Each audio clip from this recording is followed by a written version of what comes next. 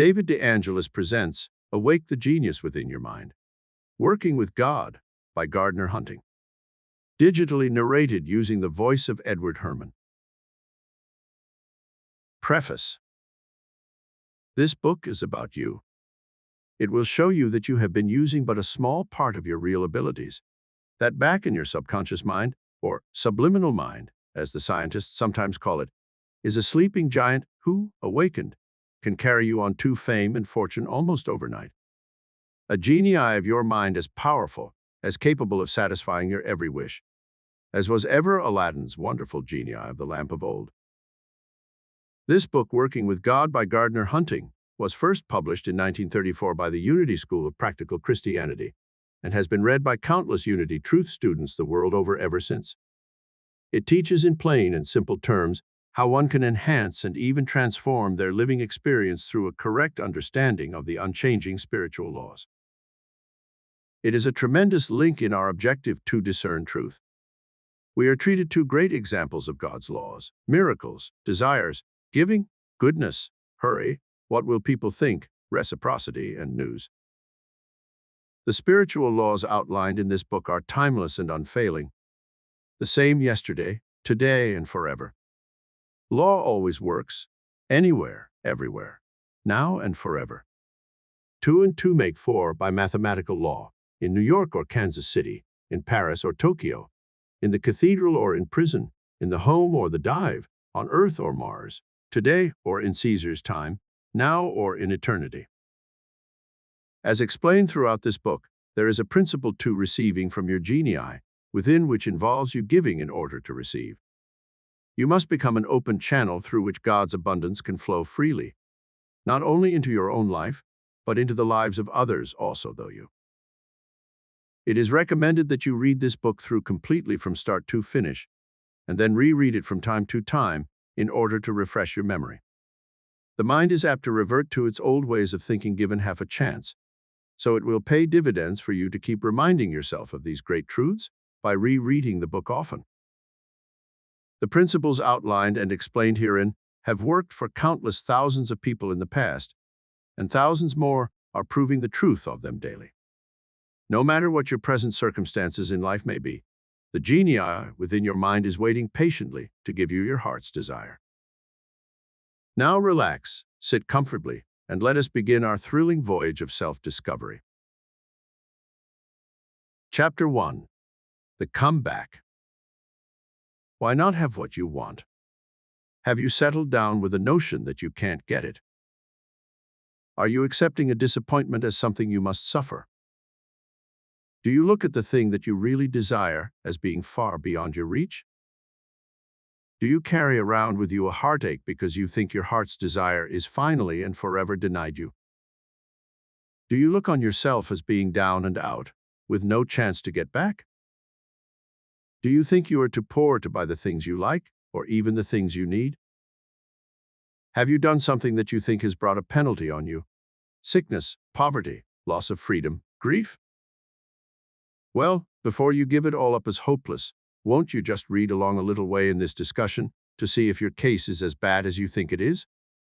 I am not writing to sell you anything, or to teach you anything, or to persuade you of anything, but just to share with you the ideas that changed the life of a man who used to think as you do, and who thought he had good reason to think so, but who has found out that he was mistaken, and that life is not hopeless at all, and who believes that what helped him may help somebody else who is under a cloud similar to the one that he once lived under. Many things you want most are now within your reach. It has been said that if a man were to offer $20 gold pieces for sale on the street at 50 cents each, there would be few buyers, because nearly everybody would leap to the conclusion that he was a fraud. If you will study the real reason why people instinctively feel that way, you will find in it the very secret of success in getting what you want. You have heard it said 1,000 times that you can't get something for nothing. You may or may not think that you believe this to be true, but it is true, whether you believe it or not, and everybody deep down in his inner nature knows it is true. That's why he is shy of any promise that promises too much. That's why you are probably skeptical about the promise of this little piece of print. But just let this idea get a foothold in your mind. If it is a law that I cannot get something for nothing, then it must be true of this law as it is of all genuine laws, that it works both ways. It must be true that I cannot give anything without getting something for it. Ever think of that? Have you ever been surprised to find that when you liked or disliked a man or a woman, that person was sure to return the feeling you had for or gave to him?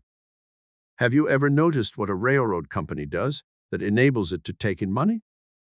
It gives transportation that is needed by people.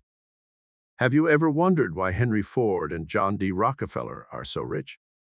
Whatever else you may think of them, you must see that the world gives them money because they give something to the world. The one, a good low-priced car. The other, good oil at a reasonable price. What does a department store do before it gets regular customers?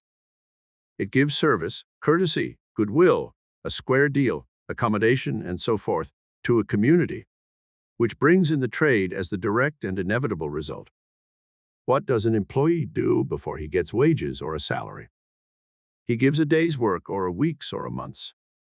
What gets him a raise? Giving a little more than he is paid for, nothing else. What does a farmer do before he gets a crop? He gives the seed to the ground and gives it water and care. How does an artist or a writer win fame? By giving the world a work of art or some great literature. How do I win a friend? By giving him friendship and in no other way. Sometimes people say, and maybe you are one of them just now, that there are people who get something for nothing, who give nothing for what they receive. Did you ever study such cases, or do you take somebody else's word for it, as most of us do in such matters? Well, are you from Missouri? If you honestly want to be shown, you are on the only sound ground that there is. Now, who gets something for nothing? The man who finds an oil well in his backyard. The woman who marries a rich man. The miner who stumbles upon gold. The fellow who wins in the lottery. The thief who takes a purse or the contents of a bank vault. The swindler who cheats the unwary out of his property. The real estate shark who sells worthless lots for big prices. The bootlegger who makes his own liquor with wood alcohol, puts bogus labels on it, and sells it as just off the ship. The heirs who destroy the old will or forge a new one so that all the property comes to them. The counterfeiter who makes $100 bills out of mere paper and ink. The chap who raises a $1,000 check to $10,000. Do all or any of these get something for nothing? I used to think they did. Often it looks so.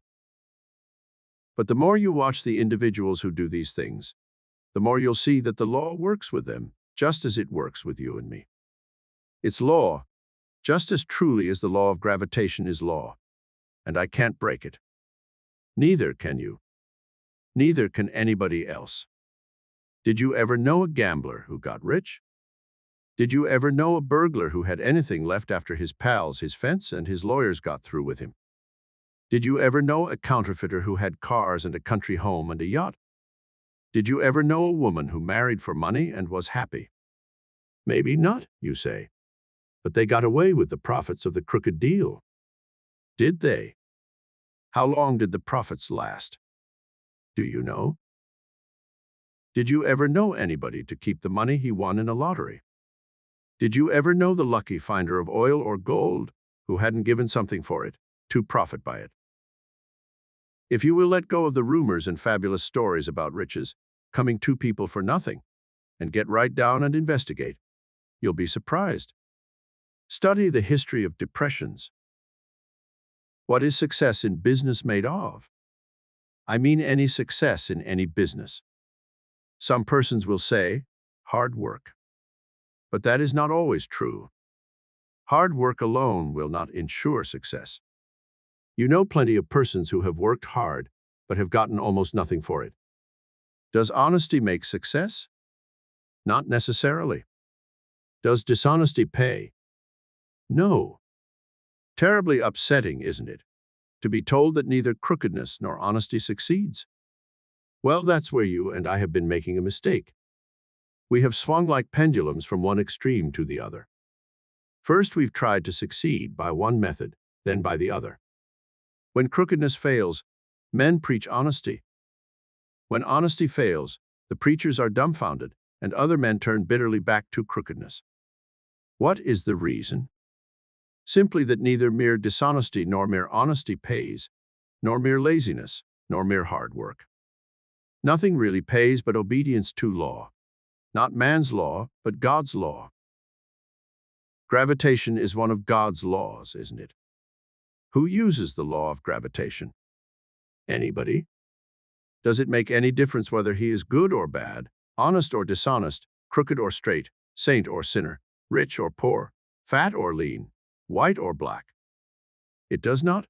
The law of gravitation works for him infallibly, invariably, inflexibly, eternally, regardless of who or what he is. Who uses the laws governing the burning of gasoline to drive a car? Who uses the laws of friction to stop a car? Who uses the laws of electricity, the laws of light? Does it make any difference whether one is handsome or homely, whether he is freckled or pallid, whether he smokes or drinks or swears or goes to church or tights or steals or kills or loves? It does not. A murderer can drive a car or stop it. A clown can ride in an airplane. A fool can start or stop a dynamo. An idiot can set a fire. A preacher or a moron can explode dynamite. A sister of charity or a woman of the street will burn a hand on a hot stove. Good or bad, saintly or vicious, law works alike for all, and everything works under law. But some laws seem to be greater than others, to include others, to transcend others. For instance, the laws controlling the airplane seem to enable it to break the law of gravitation. Of course they don't. They simply enable us to counteract the force of gravitation. The laws of the radio release us from conditions to which we have thought ourselves limited by other governing laws, laws of sound transmission. By studying these things, I see that so soon as I begin working by any law, I begin to benefit by it. And no other law can stop me, because all the laws of nature fit together, work together, help one another, they never work against one another. The law of gravitation helps me to use the airplane. It holds me down against the air. If it did not, I'd be flung off the world into space, airplane and all, not to mention other things that would happen. When I start my car, the laws governing the action of the engine seem to overcome the laws of inertia and friction. But no law is broken. If it weren't for inertia, there would be no momentum.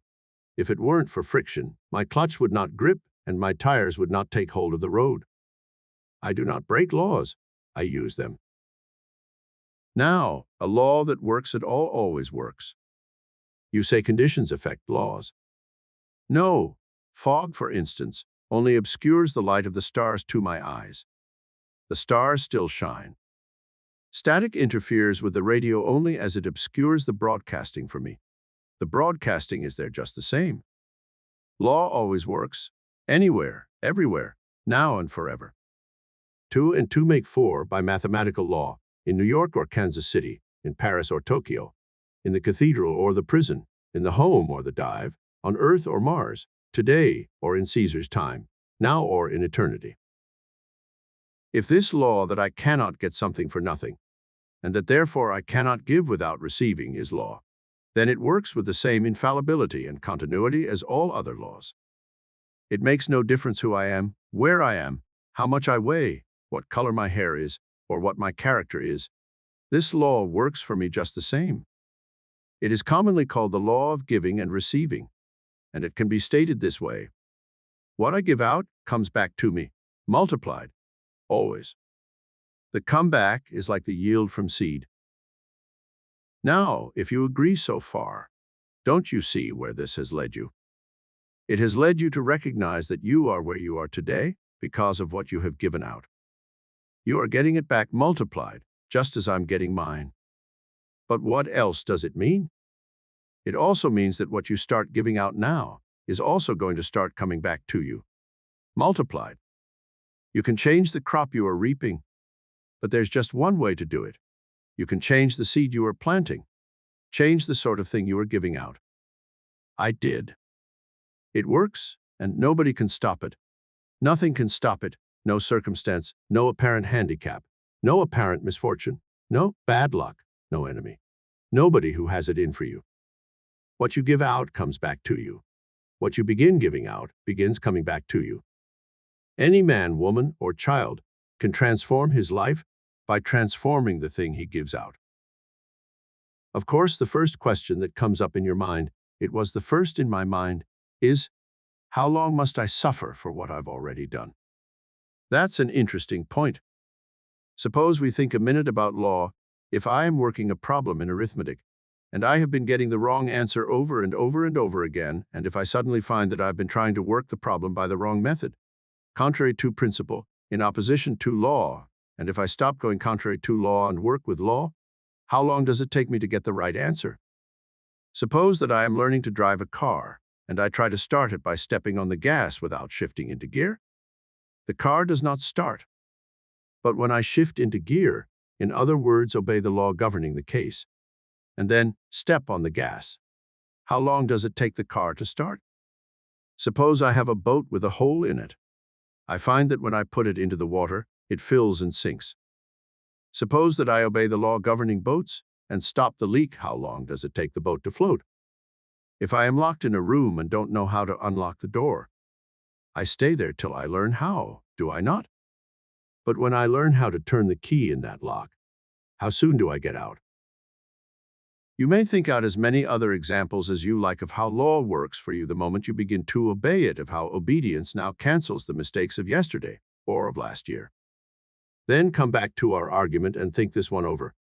So true and far-reaching and fundamental is this law of giving and receiving that it extends into our thoughts. There's a lot of talk these days about the power of thought, and some persons are disposed to sneer at it. But there's more in it than these persons suppose, and they suffer because they don't realize the power of thought. It is true, too, that what you think comes back to you, multiplied. Is there a laugh in that for you? Well, can you do anything without first thinking about it? Is any discovery or invention, any work of art or book, any newspaper or tool, any manufacturing or any crime, any deed good or bad ever performed without someone's first thinking about it? In other words, everything that you do is first an idea in your mind. That is where it is first created. If you make a chair, or a plan, or a steamship, or a printing press, or a bomb, or a broom, it must first take shape in your mind as an idea. As a matter of fact, the idea of a thing is the real creation of it. The physical putting it together afterward is a mere copy of the idea in your mind. We are accustomed to think that a certain amount of time and energy is required to make the visible copy of the idea, the visible chair, or plow, or broom. But the more perfectly we think it out, that is, create it as a complete idea in mind, the more quickly and perfectly we can create it in visible form. And as we think it out better and better, we find that we require less and less time to make the visible thing and less energy. Newly invented machines, for instance, are usually crude, cumbersome, heavy, and require a lot of power to operate them. But as they are perfected, that is, as they are thought out, they become lighter, simpler, more efficient, are operated by less power, and do their work more quickly. In this process, the time always comes when the thing that once took a long period and much labor to make is made at a speed so high that the production is in some cases almost instantaneous. If, when we began making this thing, we had understood all the laws of its making, we could have made it instantaneously without going through the process of learning how. But that would have been a miracle. Exactly. The difference between what we call a natural process and what we call a miracle is largely a matter of the time required to reach the desired end. But doing a miracle is merely a matter of understanding the laws by which it is done. The first Ford car required months of grueling labor to build. Today, the Ford plants can make about 5½ cars a minute, or one about every 10 seconds. Is that a miracle? Wouldn't it have been a miracle to produce a Ford every 10 seconds, say 30 years ago? What makes it possible today? Knowledge of the laws. Knowledge of the laws involved in anything is not only the most valuable knowledge that we can have, but it is absolutely essential. Mr. Ford never would have made a car if he had started with no knowledge of the law. But he began by using what he had, probably by using something that he had been told or had read about the laws of mechanics. As he used the knowledge that he had, His knowledge grew, just as your muscle grows as you use it, or as intelligence grows by use, or anything else. And wouldn't Henry Ford have been foolish not to try out his first bits of knowledge about law? Think this over, and you'll see that anything men ever achieve is accomplished by knowledge of the law. Health, wealth, happiness, success, prosperity, freedom. Anything you want literally will come to you if you will obey its laws, just as literally as you obey the law of gravitation. Now, of course, you see the direction of this argument. A man's work or a woman's work is not primarily to do something hard that brings the sweat, breaks the nails, tires the muscles, and exhausts the wind, something that is drudgery. Not at all. The secret of getting what you want lies in obeying the law governing getting what you want. What is that law? Why, it is just what we've been talking about, the law of giving and receiving. Now, what is your first thought at this suggestion? You think, what have I to give? Perhaps you conclude that you have nothing. But Henry Ford had nothing at the start, nothing but an idea. Heinz the Pickle Man, of 57 Varieties fame, had nothing at the start, nothing but an idea. Woolworth, the 5 and 10 cent store man, had nothing at the start, nothing but an idea. Golden Rule Nash, the tailor, who built a business up from nothing to $12 million in 6 years, had nothing at the start, nothing but an idea. But the curious thing about it is that these men all had the same idea. What was it? It was the idea of giving the world something that it needed, something of value. When they began acting on the idea by giving what they had to begin with, they learned how to give more, and so received more. And when they gave that, more came until every one of them reached the point where he was successful and famous, and money rolled in upon him faster than he could use it. It will work for you, this law. It has worked for me. It is working for you and for me whether we know it or not, whether we believe it or not. What you give out comes back to you, multiplied. If you don't get what you want, it's nobody's fault but your own. If I don't get what I want, it's nobody's fault but mine. The law works. If it works for me slowly at first, that is because I must learn by giving what I have, before I can get more knowledge of the law and thus have more to give. But if I will give what I have, where I am, to someone who needs it, I'll gain the knowledge and the things that I need. As I go on giving, I rapidly rise toward the point where I shall do easily and instantaneously the thing that now takes me a long time to do. Just as my hand gains skill and speed and ease with a hammer, or a drill, or a needle, or a baseball, or a boxing glove, or a hoe, or a tennis racket, or a camera, or a motor car, or a dynamo. Eventually, by using all the knowledge I have of law in giving service to the world, I shall gain the ability to do seeming miracles, as Henry Ford, Ty Cobb, William Tilden, Barney Oldfield, Mary Pickford, Thomas Edison, and Luther Burbank have done. If you believe that the foregoing argument is sound, has it occurred to you that the conclusion is not new? It's at least as old as the year 33 AD. In other words, it has been taught to the world more or less ever since the time of Jesus Christ. In fact, it was and is his teaching. Many people overlook the real teaching of Jesus of Nazareth. But listen, didn't he say, "Give and it shall be given unto you, good measure, pressed down, shaken together, and running over"? Whatever you think about him religiously, did he know what he was talking about? Did he state a law? We believe that Jesus of Nazareth did not merely found a religion, but that he taught a way to live happily, successfully, prosperously. Didn't he say, "I came that you may have life and may have it abundantly"? In other words, he taught not merely a way to be good and moral and honest and industrious and all that, but a way to live by the law that brings success and money and fame and love and all the other things that we want. And the law he taught was give, and give first, if you want to get anything. He voiced the golden rule, "Whatsoever ye would that men should do to you, do ye even so to them." The wisest of the world's cynics say that you have to pay sometime for whatever you get. Jesus of Nazareth says, practically, pay as you enter. Select what you want and pay first. Maybe this sounds impracticable to you. It did to me. But try it out. I did? You'll get results. I did? It won't fail you. It hasn't failed me. Why? Because there is just one maker of law in the universe, and that is the power we call God. And that power made the law of giving and receiving. Give the best you have and look for the best in return. God challenges you and me to prove the promises he makes in the Bible, and these promises are simply statements of law that never fail of fulfillment. Prove me now, says God, whether I will not open the windows of heaven and pour you out a blessing greater than you are able to receive.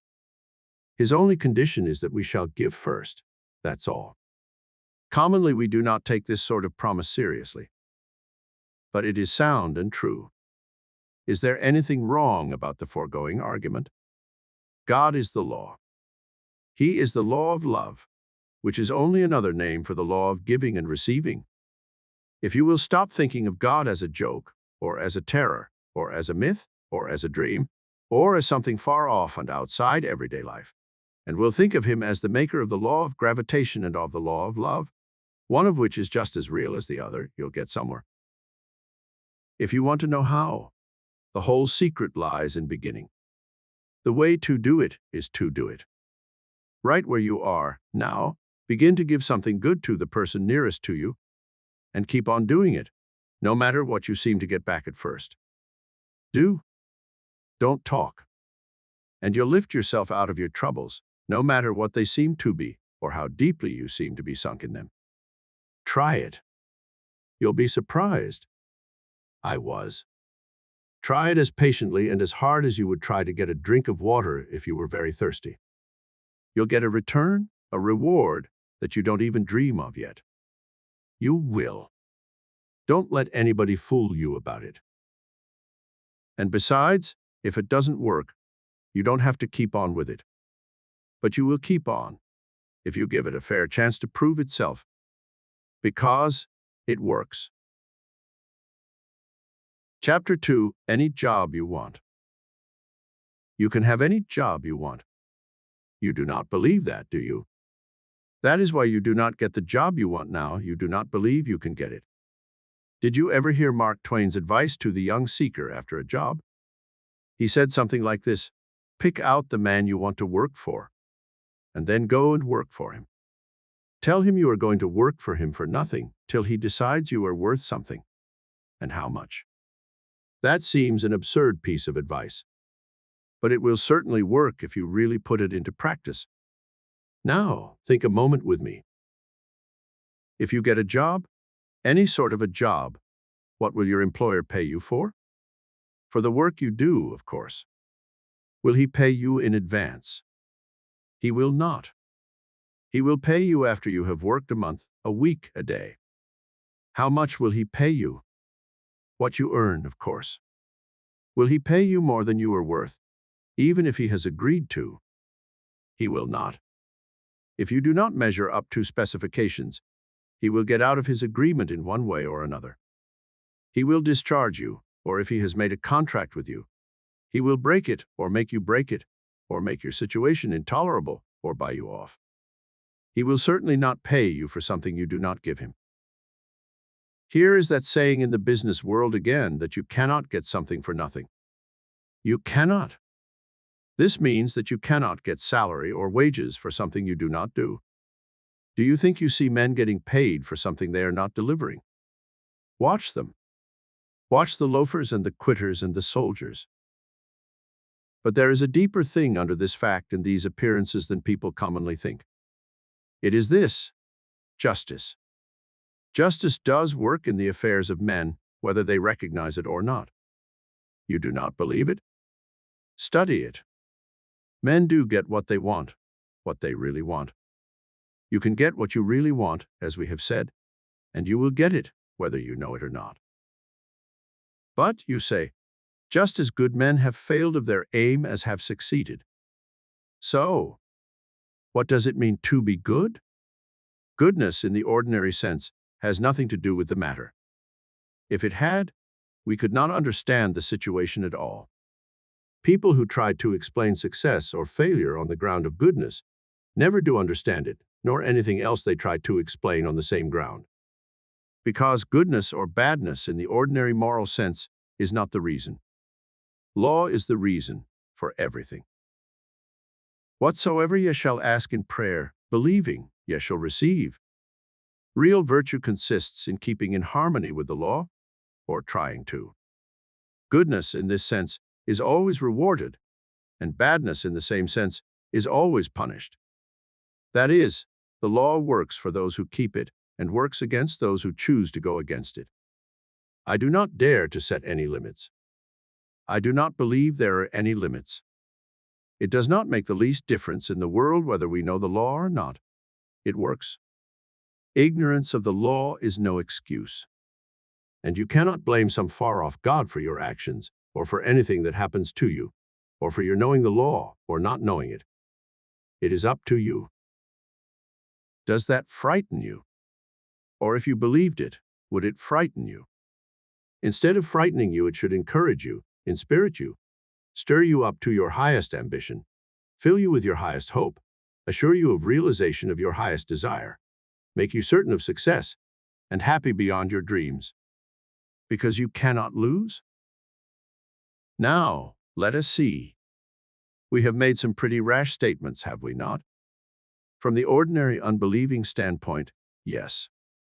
But it is not bumptiousness to state law, nor modesty to understate it. What have we said? You can have anything you really want. Well, you can. The thing you want is among the possibilities for you, or you would not want it. Desire is implanted in you by a power that intends you to have what that desire calls for. You have no desires that this power has not given you. Desire was meant to be fulfilled, consuming supreme desire, not the piddling little wishes that do not even last overnight or past mealtime. Your real desire becomes the great purpose of your life, and it matters not what that purpose is. You're going to get a reward commensurate with your single-heartedness. Remember, your desire is implanted in you by this power we are talking about. This power will grant the desire, has already granted it, because this power is the only power there is in the universe. It is the power for which another name is God. He is the only power you will ever know, and the only power you will ever get a job from, the only power you will ever work for, and the only power that will ever pay you. You may think you ask some man or woman for a job, but you do not really. You ask the universal law for that job. And because the universal law, God, has put the desire for that job in you, you will get it. And because that same universal law is the paymaster, you will get paid for it, and no man or woman on earth can prevent it. You are working for God, not man. God is the one to whom you go for your job, for whom you labor, from whom you receive your reward. You cannot help it. That is the way it is. It is so, whether you believe it or not, whether you know it or not, whether you like it or not. But you remind me that I have said that all desire comes from God. It may be well enough to think that the desire to work comes from the one power, but does the desire of the thief to steal come also from the Supreme Being? To steal, no. To possess, yes. Every instinct, appetite, and aspiration is implanted in man by God. But who is God? Why, God is my creator. God is my life, my strength, my intelligence, my mind. Now turn the statement around. My being is God, my life is God, my intelligence is God, my mind is God. Do you pretend to say that you have a desire independent of your mind? Hardly. Well, that is the answer. The answer is that God, instead of being something outside of you, is within you, controlling all your affairs through you. Is it hard to believe that you have only to realize that overwhelming conception in order to have God come forth visibly into your affairs? Whatever they are, whoever you are, wherever you are, whatever your circumstances appear to be, you are an individual expression of God. You create what you choose. How? First, by thinking it. That is the only way anything is created, by thought. If you think that things are created by hammer and nails or steam shovels or dynamos or lathes or trowels or giant powder or printing presses or congresses or kings, you have never thought even so far back as the drafting table or the blue pencil. Things are created by thought in the mind, and by nothing else and nowhere else. Yes, by your thought and in your mind. And when you begin to realize that, you will begin to work for the God who is universal mind, in you and in me and in everybody else, and in everything in the universe. You will realize that you cannot fail to do what you really want to do and have what you really want to have. How shall you begin? By going after that first job with an idea in your mind, just the reverse of what you have been trying to hold there. Think not about what you are going to get, but about what you can give. Ask for opportunity to give, and give with all your heart all you have got, knowing that you cannot fail to get what your desire calls for. You cannot fail to get back what you give out. For who are you? You are the expression of God in your individuality. Think of that. In Him you live and move and have your being. You are one with God, the supreme power in the universe. You are one with supreme universal mind. And universal mind creates what it wants to create. In other words, it gives out what it wants to see manifested. Think of it. Think. You? Not somebody else, you. You cannot fail. Chapter 3. Obedience to Law. What is obedience to law in everyday practice? Let us study it in its opposite. Let us consider one of the commonest of everyday failures to obey law. When somebody who does not know as much about it as you do say you are wrong, when somebody knocks you behind your back, when somebody slyly undermines your standing with the boss, when somebody takes advantage of your kindness, cheats you, robs you, strikes you, why, it is easy to get mad. And yet even a prize fighter knows enough not to get mad. He knows that it is the worst method in the world by which to accomplish the purpose he has in view. It is the worst method to use to accomplish any purpose whatever. Let us see what it usually accomplishes. I know a man who gets mad when somebody tries to steal the right of way from him when he is driving his car. The other night a man rushed past him, cut in short ahead of him, and crowded him out of his rightful place in the traffic. My friend got mad. When the traffic opened so that he could, he speeded up, caught up with the other fellow, rushed past him, and cut in short ahead of him in retaliation, in a how-do-you-like-it-yourself spirit. What happened? He turned a little too short, caught the other fellow's front fender, and crumpled his own nice new rear fender most annoyingly and expensively. And then he noticed that the other car was a ragged old flivver that could not be damaged much by anything that could be done to it. And he discovered that he had just put a bad mark on his own car as a reward for yielding to temper, for pampering his tendency to temper. Also, he knew that he had narrowly escaped worse, for that sort of thing is playing with disaster, as we can always see plainly enough afterwards. When a man gets mad, he befogs his judgment. Virtually always he does something foolish. Sometimes he does things that seem insane. Sometimes he does irretrievable things, tragic, fatal things. What he does always ranges somewhere between silliness and crime. The young man or girl who talks back to an employer, the teacher or parent or man or woman who gives rein to white-hot passion and says scathing, lacerating, cruel things, or deals blows with a fist or a weapon, simply surrenders to an emotion and lets it run his life, usually to the point of shame, sometimes to the point of disgrace, and sometimes, once too often, to murder. That's the way murders are done, letting passion rule instead of intelligence. But the worst of it all does not lie in the deed you do when you get mad. It lies in yielding the management of your life to emotion or passion instead of intelligence. I once heard a fine lecture by Norman Angel, a man who thinks so clearly that it has made him famous, in which he said something like this: most of the troubles in the world are caused by the fact that men act under the sway of passion rather than of intelligence. Every sort of disagreement, from private quarrel to worldwide war, comes from this tragic vice of men. You know history well enough to trace the truth of this. And you can find in the newspapers every day stories enough of the police court and the divorce court and the criminal court to illustrate it amply. And you know your own life well enough to see a dozen examples of it. You can recall a score of cases in which men let go of intelligence and grasped madness when they got mad. And it is always disastrous. Why? Because love is the fulfillment of the law. And we are living in a universe where law reigns supreme, simple, quiet, unalterable, undeviating, terrible, beneficent law. Law makes the world go round and runs the stars quietly, changelessly, beautifully, terribly, gloriously. Law makes your blood circulate and your perspiration flow, makes the ball bound and the volcano erupt, makes the violet bloom and the tide sweep, makes the fire burn and the blizzard freeze, makes the frog leap and the whale spout, makes the thunder startle and the sunshine delight, makes violence destroy and thought create. Law. Everywhere law. And everywhere good law. Every law you know is a good law. Every law of nature, so-called, works for your good and mine the moment we obey it. There is no such thing as a bad law. What? You ask if it is not a bad law that makes fire burn me when I touch it. No. It's a good law misused. All law is good law.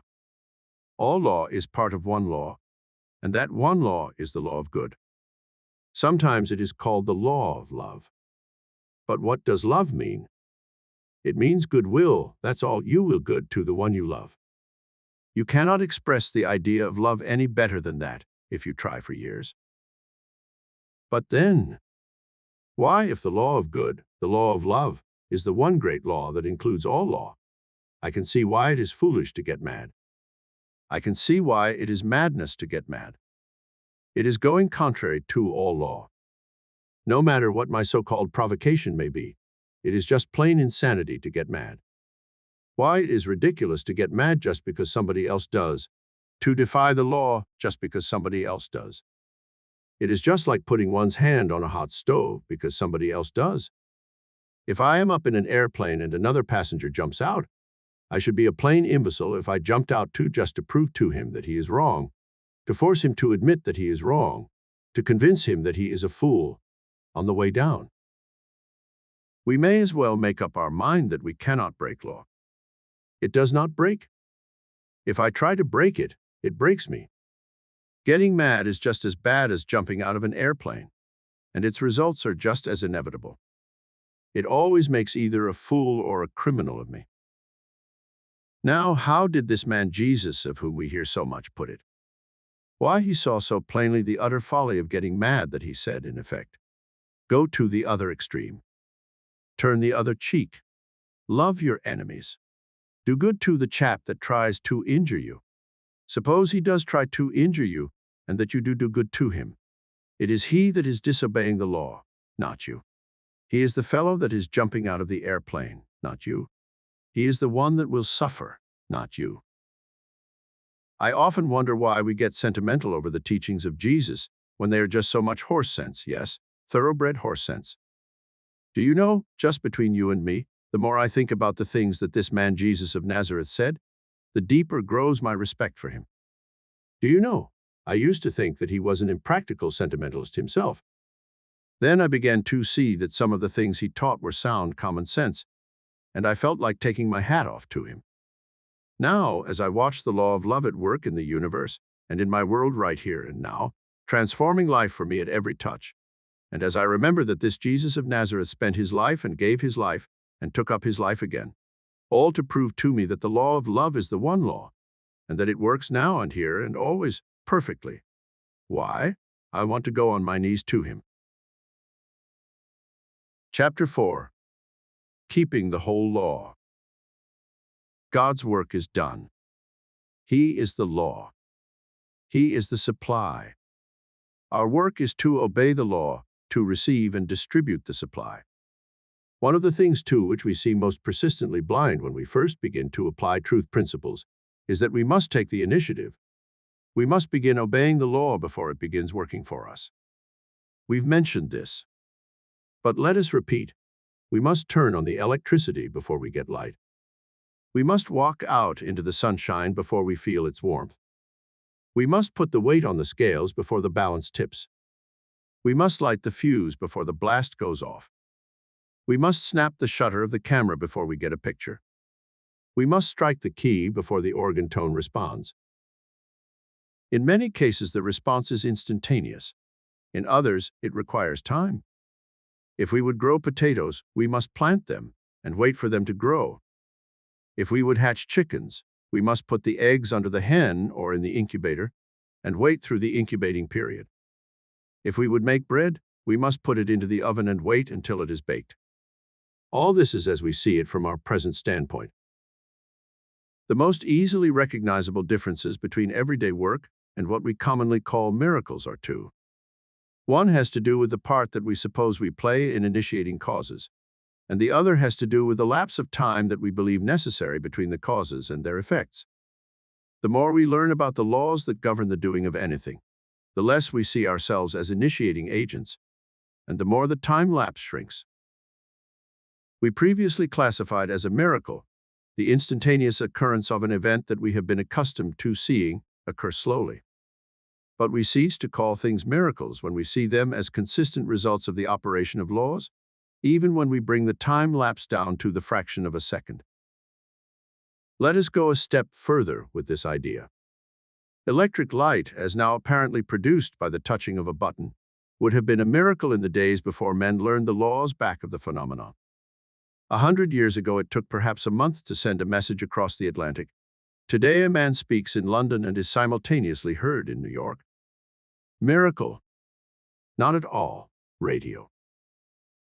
It is difficult to understand how anyone even vaguely familiar with the scientific progress of the last 50 years can doubt the possibility of so-called miracles or question, on the ground of impossibility, the miracles of Jesus of Nazareth. Whether the historical accounts that we have of Jesus' miracles are correct to the last detail or not is beside the point. One can hardly look at what is today commonly done and say that Jesus' miracles, as described, were impossible. But the results of obedience to law, whether swift or slow, are sure. That point any sane student will admit. It follows as a corollary that the way to test any alleged statement of law, to learn whether or not it does truly state law, is to try it, for law must work if its conditions are fulfilled. Law is not a person with powers of choice. Law has no choice but to obey its own terms. So, in considering the work that we have to do, let us consider the statements of law by authorities that we have some reason to respect, and recognize that putting them to the test must necessarily be a part of the task. Jesus, the master of obedience to law, and consequently the master of its results, gave a few statements of law for us to test. He suggested that we test them. He begged us to test them. It was the chief purpose of his life and death to induce us to test and prove them. He lived and died with the one great purpose of demonstrating that testing them proves them. He proved them. He used them. And for him they overcame the world. What were these rules? Thou shalt love the Lord thy God with all thy heart, and with all thy soul, and with all thy mind, and thou shalt love thy neighbor as thyself. And he gave admonition is such as these. Turn the other cheek. Give your cloak with your coat. Go the second mile. Did it ever occur to you that it may be called a discovery of Jesus, that, if it is good to follow a principle a little way, it is well to go further, in the parlance of the street, to go the limit on it? That, in substance, is what Jesus begs us to do. Paraphrased, his instructions might read, "Fear not, only go all the way in your observance of law." If his instructions express law, that law will work once or a million times. If it is law, it will work in New York or Honolulu, Japan or Kamchatka, the Earth or Mars, now, tomorrow, and throughout eternity. And Jesus says that love is law. How simple it all is. Here in black and white are 28 words, on which Jesus said, "The whole law hangeth, and the prophets." We have only to follow their instructions just as they are written, in order to test that statement of his. If the benefits of being in harmony with law accrue to us, instantly or gradually, we may fairly conclude that he spoke the truth. Until we do test them and find them untrue, we can hardly say that what he said cannot be true, or that it is thoroughly impracticable in modern life. Can we? If one who is a pianist opens a new piece of music, he finds certain marks and signs called notes set down there in black and white. If he follows them, striking indicated keys on his instrument in certain time, he will find that he has fulfilled a law that produces harmony, and music will be the concrete result. If a person is a mathematician and he finds a certain rule set down in black and white in a work on mathematics, he tries it and gets the promised result. If he is a gardener and follows the black and white instructions for planting and cultivating that are printed on any package of seeds, he gets flowers or vegetables from those seeds. If he reads the black and white instructions for running his new car and follows them, he will run the car. But we must do all that the rules require. We must go the limit. We cannot make music by striking notes a half tone off those set down in the score. We cannot get 4 by adding 2 and 1 and 9/10. We cannot get morning glories by putting the seeds into the ground and refusing to cover them or to water them. We cannot run a car by merely opening the throttle, while we refuse to shift the gears. In short, we must obey the law, the whole law, and nothing but the law, if we would have its good results.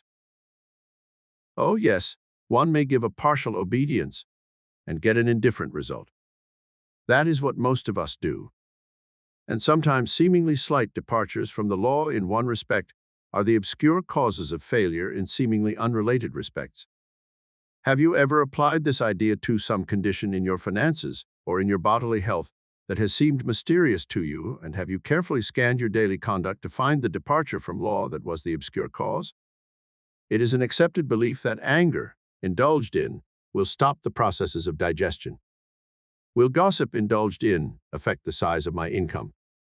Will white lying indulged in load my muscles with fatigue? It is not until we take off all the limits and go all the way in keeping the law that we get miracles. 1/1000th of an inch variation from specifications in the machining of an engine shaft will produce friction enough in its bearings to ruin them. 1/100th of an inch error in the line of lip or eyelid will ruin a portrait.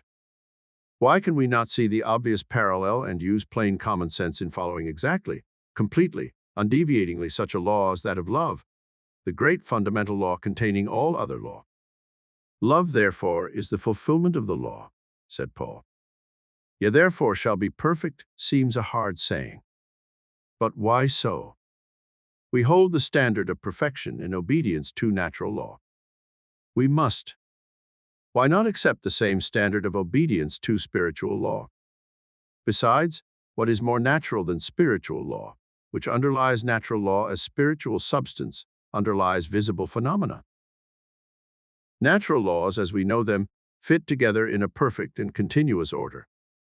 1,000 analogies indicate the same harmony and continuity among spiritual laws. Harmony is the sine qua non of the universe. Without it, we could not exist. The law of love is the law of harmony. Yet people will tell you that living by the law of love is not practical. It is not, if you go only part way. The way to obey is to obey, completely. No man is honest who is only partly honest. No statement is true that is only partly true. No signature is valid that is only 9/10 written. No water is ice that is only near frozen. No stone is over the hill that lacks an inch of the crest. No stock is at par that is 1 point below. No ship is in port that is just outside. No cistern is tight that has just a little crack in it. No man is alive who is just a little dead. You keep no law till you go all the way. No result is achieved that is just barely missed. A miss is as good as a mile. But why miss? Learning not to miss is what we have to do, isn't it? Pure Christianity, that is, the Christianity that Jesus of Nazareth himself taught, seems to me highly practical. I am a businessman. My problems are real to me. My primary reason for turning to practical Christianity is to find solutions for my problems. My problems. They are instant to me, these problems, immediate, pressing.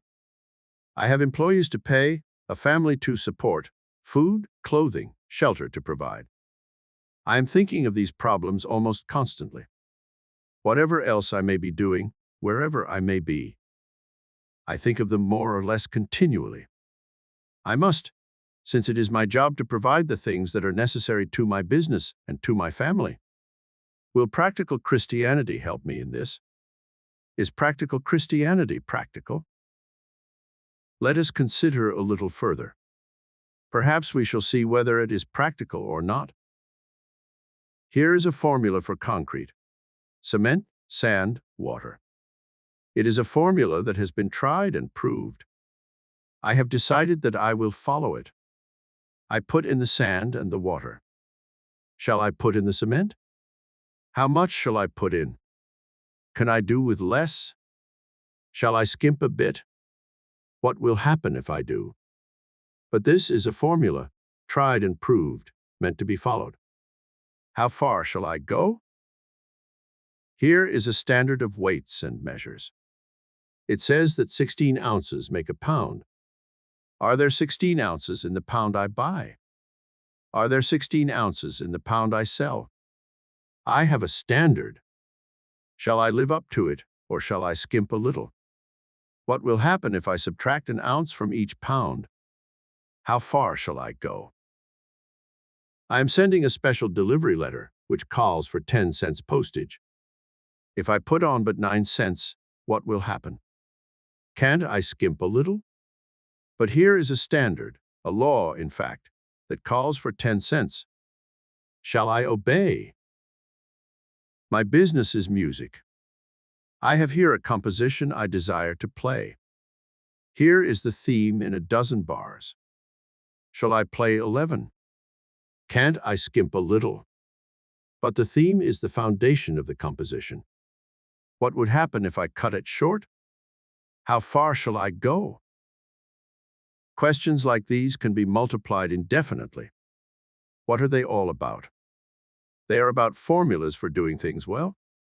The problem is whether or not, when such formulas have been tried and proved, they should be followed exactly, completely, in order to produce desired results, or whether, when they have been tried and proved, they are to be discarded, tampered with, followed only part way.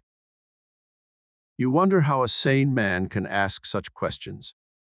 You consider it falling short of your standard of sanity, even to consider dropping items out of formulas that have been tried and proved. Yes, it is unnecessary for these questions to be answered audibly or in writing. They can be answered in your heart of hearts. We are after results.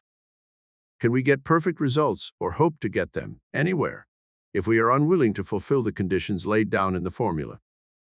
Can we get perfect results by giving short measure? Oh yes, perhaps we can get away with it for a while. But if I cut short the formula or the measure, is there any question? Is there ever any question of the ultimate result? Suppose I take a chance, as I sometimes do with the speed laws. What then? Suppose I take a chance and give short measures? Let us pause to ask a pointed question about my procedure. Do I advertise short measures? No.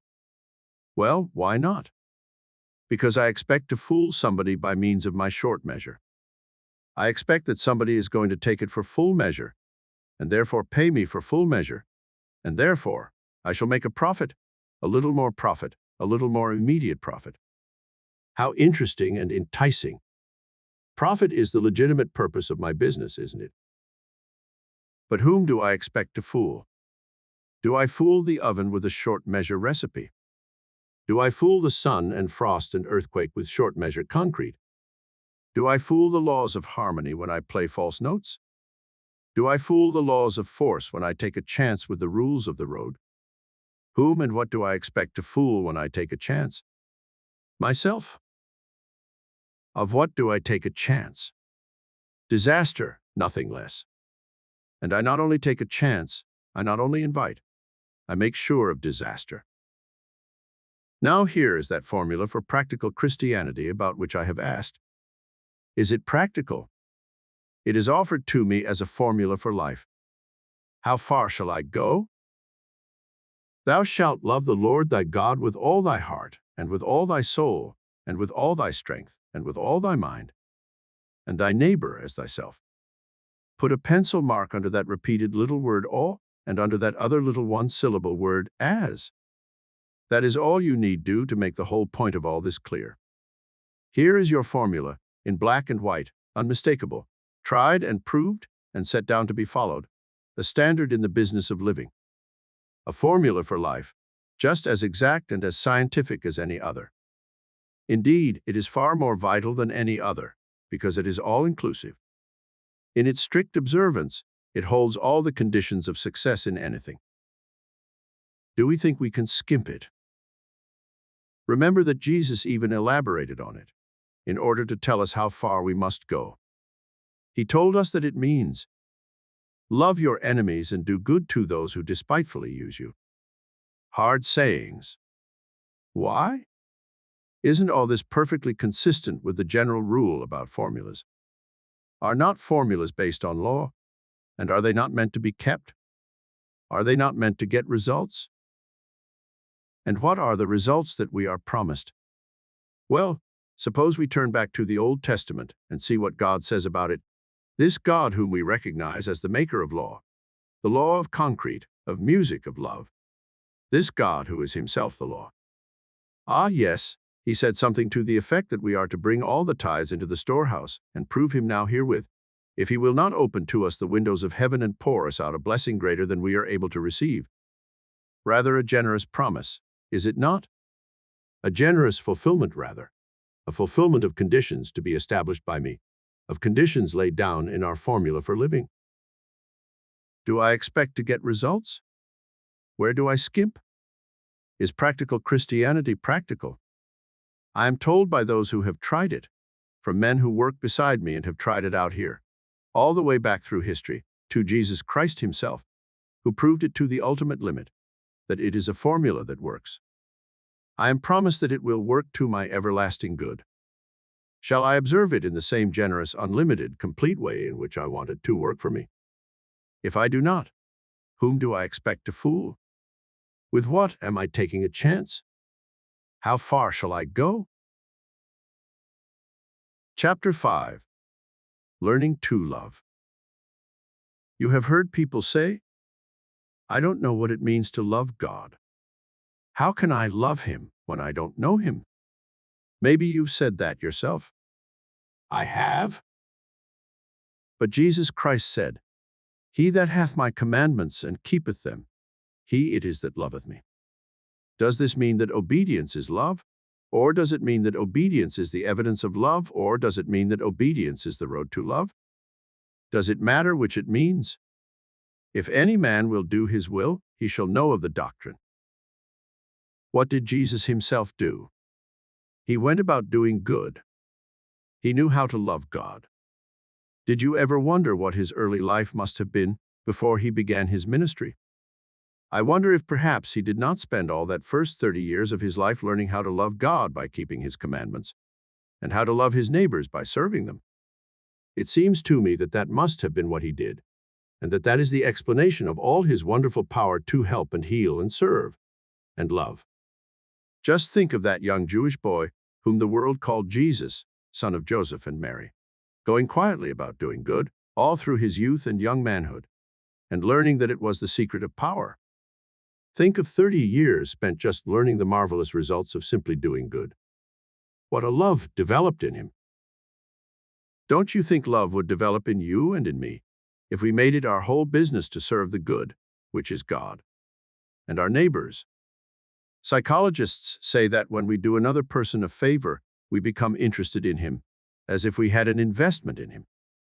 The more we do for him, the more interested we are in him. If we do much, we come to love him. Maybe one of the explanations of the love of mothers for their children is that mothers do so much for their children. We do not love our friends for what they do for us. Most of us would readily admit that the joy of love is in giving. It is more blessed to give than to receive. I wonder if that's not because the blessing of the giver is that he grows to know what love is, what it means to him, the lover.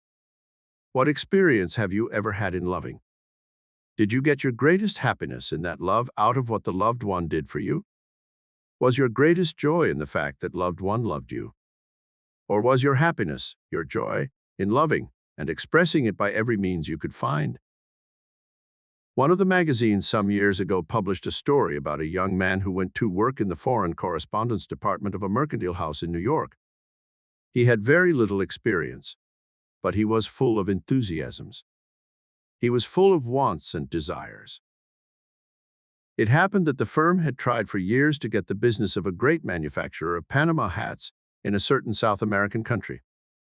But no salesman or buyer for the American house had ever been able to get an order or a bill of goods from the Panama hatters.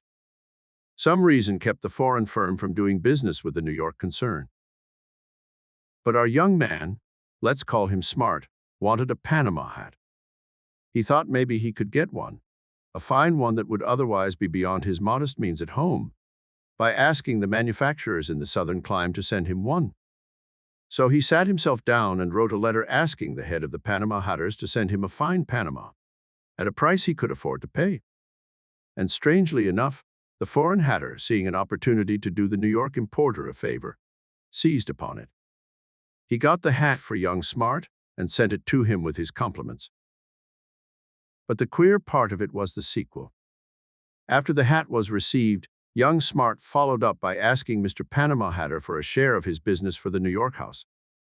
And Mr. PH found himself so interested in young Smart and in the firm he worked for, because Mr. PH had done him a favor, that he listened to reason, with the result that he became persuaded to enter upon regular business relations. To the amazement of his employers, young Smart got the Panama Hatter's business, after everybody else had failed.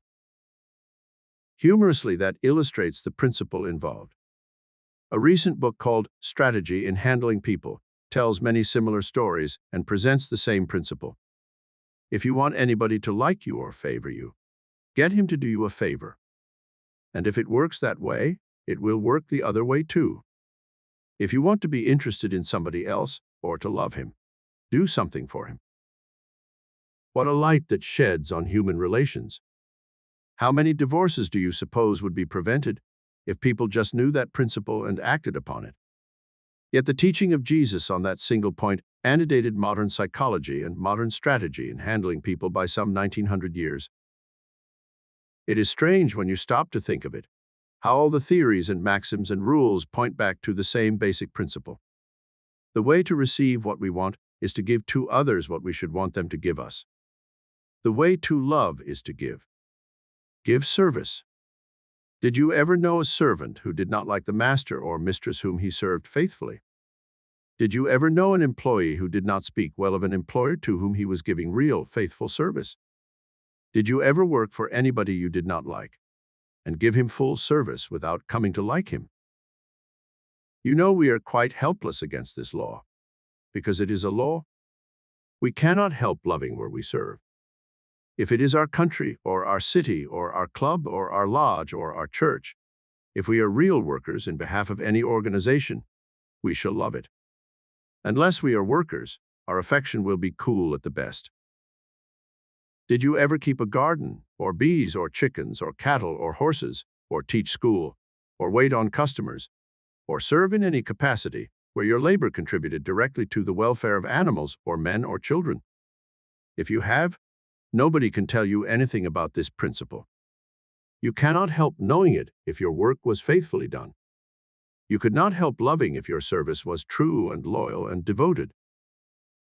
If there is anybody that you feel you should love and that you find it hard not to hate, try doing something for him, something real, such as you would want somebody else to do for you.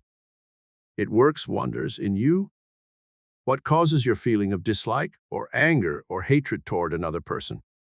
Isn't it more often than not a consciousness of having injured him? Is there any surer way to hatred than to do another an injury? Isn't that axiomatic, and isn't it good psychology too? If I find that I do not love God, the good, I'd better look out. It simply means I'm not serving him. Perhaps it means that I'm trying to oppose him, disobeying his commandments, injuring some of his children, working against the kingdom. And if I find that I am coming to love God, the good, what does it mean? Shouldn't it be a source of great reassurance that the good is really dear to me? But then, if it is, Nobody has to tell me the reason. I know, or at any rate I have a working principle that fills me with satisfaction and happiness. Like all great principles, it works both ways. Serving gives birth to loving, and loving to serving. It sets up what we call a benign circle, blessing piled upon blessing, good reacting in good, joy reacting in happiness. Bless them that curse you. Pray for them that despitefully use you. Why? Because it will make me love them. But why should I love them? Because that is the commandment of the God whom I want to learn to love. Love is its own reward. Nobody who does not love knows anything about love. But we do not have to be ignorant. The way is plain. The way to the greatest joy that ever was conceived, loving the God who is love and who so constituted human hearts, that they take fire with happiness at the only true communion with Him that is possible, the love of the heart for divine love. Chapter 6. Open Channel. Do you suppose anything can interfere with the flow of good from God to you? Do you think anything is interfering with that flow? Do you wish you might receive more of some good than you are receiving? Are you free from disappointments and discouragements? Could your child, your boy or girl, refuse to receive a gift that you wish to give to him or to her? Or could that child do something that would seriously interfere with your giving that gift? Not because you would cease to want to give, but because the child's action would make the giving difficult. What would it most likely be that would make giving a gift to your child difficult for you? Would it be some form of ingratitude on his part? Some disobedience, some disrespect, some rebellion? Would it make you hesitate in giving if you should see your boy or girl do something unkind or cruel to somebody else? If you should see in your son a persistent inclination to injure other people, would your impulse to give him the things you knew he wanted be just as compelling as ever? Suppose you had specially told him that the one thing you wanted him to do was to show goodwill to neighbors, friends, business acquaintances, strangers, and suppose he regularly showed them unkindness and dealt them injury behind their backs? Of course, your boy or girl never does such things. But do you know anybody's child who does? Does such conduct seem to you a good reason why the child's parent should hesitate about granting his son or daughter special favors, special gifts, satisfying his or her heart's desires, granting his or her urgent requests? Suppose the child who asked and did not receive the favor or the gift from his father that he greatly wanted should try to learn why. Do you suppose it would ever occur to him to think that his own conduct had anything to do with it? Do you suppose he might suspect that, though his father certainly loved him well, and though his father provided regularly for most of his wants, and though his father gave him constantly many things that he needed and wanted, still it might be just possible that he, the son, made it hard for the father to give him the special gifts, the great things, the marked favors, the heart's desires, because of deliberate disobedience to and disregard of the Father's special requests? Well, if I am not getting from my Heavenly Father just what I want most to get, does it ever occur to me that I may not be doing the things He specially asks me to do? What does He ask me to do? Why, to show goodwill to neighbors and acquaintances and strangers? Doesn't He? Well, do I show goodwill? Oh yes, I am polite to other people.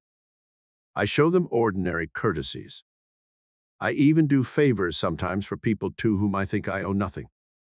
I do quite a lot of creditable things when I am in their company, to their faces. But what do I do in their absence, behind their backs? Do I show them goodwill then? Am I the kind that is a friend to a man's face and an enemy behind his back? That is, do I show him a face of goodwill and then knife him from behind? Do I give attention to his bodily ease and his pleasure in company, and then stab him in the reputation when he isn't looking? Do I salve him with flattery when he is in a position to defend himself, and then set the fire of ridicule going among his friends when he is off guard? Do I, for instance, lead the applause at the luncheon or the club meeting where Bill Johnson speaks, and slap him on the back afterwards and tell him it was great, and then whisper to Smith on the way out, well, old Bill was just as great a bore as usual? I wonder if his wife never tells him to get some new stories? Do I, for instance, congratulate Jim Smith on his promotion to the place of general manager and then tell Tom Warren, yes, Smith got the job all right, but he won't last long. He's a slave driver. Do I, for instance, talk public-spiritedly about standing shoulder to shoulder in time of business stress, and then tell Ken Travis that Tom Warren will bear watching, and that he is sure to trim you if you are not careful? Do I, for instance, comment with a grin on Jessup's frayed tie, or Hallie's grammatical break, or high words I overheard between Sanders and his wife, or the grass that grows up through Hemming's front walk, or Brown's pallid paunchiness, or Lane's rotten old pipe, or Barnes's impudent children, or Perry's long fish story, or Bell's embarrassment when called on to speak at the church supper? Do I go around making good stories out of the failings of other people, getting laughs at their expense, cutting their reputations to ribbons, scorching their friendships to raise a laugh? Do I? Well, my father particularly asked me not to do that sort of thing, didn't he? Didn't he say first, through my elder brother, judge not? Then didn't he say, love one another, and whatsoever ye would that men should do unto you? Didn't he? Well, just why do I disobey and disregard his special requests? Do I expect that it is going to make it easier for him to give me mine? Basil King, in his remarkable book, Faith and Success, tells of an almost miraculous change in his fortunes when he stopped doing little unkindnesses behind people's backs. It was a singularly honest and singularly helpful confession. He said he came to the conclusion that the channel between him and God, or rather between God and him, was like other channels, more often filled up with silt than with great falls of rock, and that the silt that fills up the God channel is made up of what we think of as little sins, little meannesses, little bits of unkind ridicule, little bits of gossip, little unfavorable comments, little offenses against the law of love, while at great sins like stealing and killing are rare among us.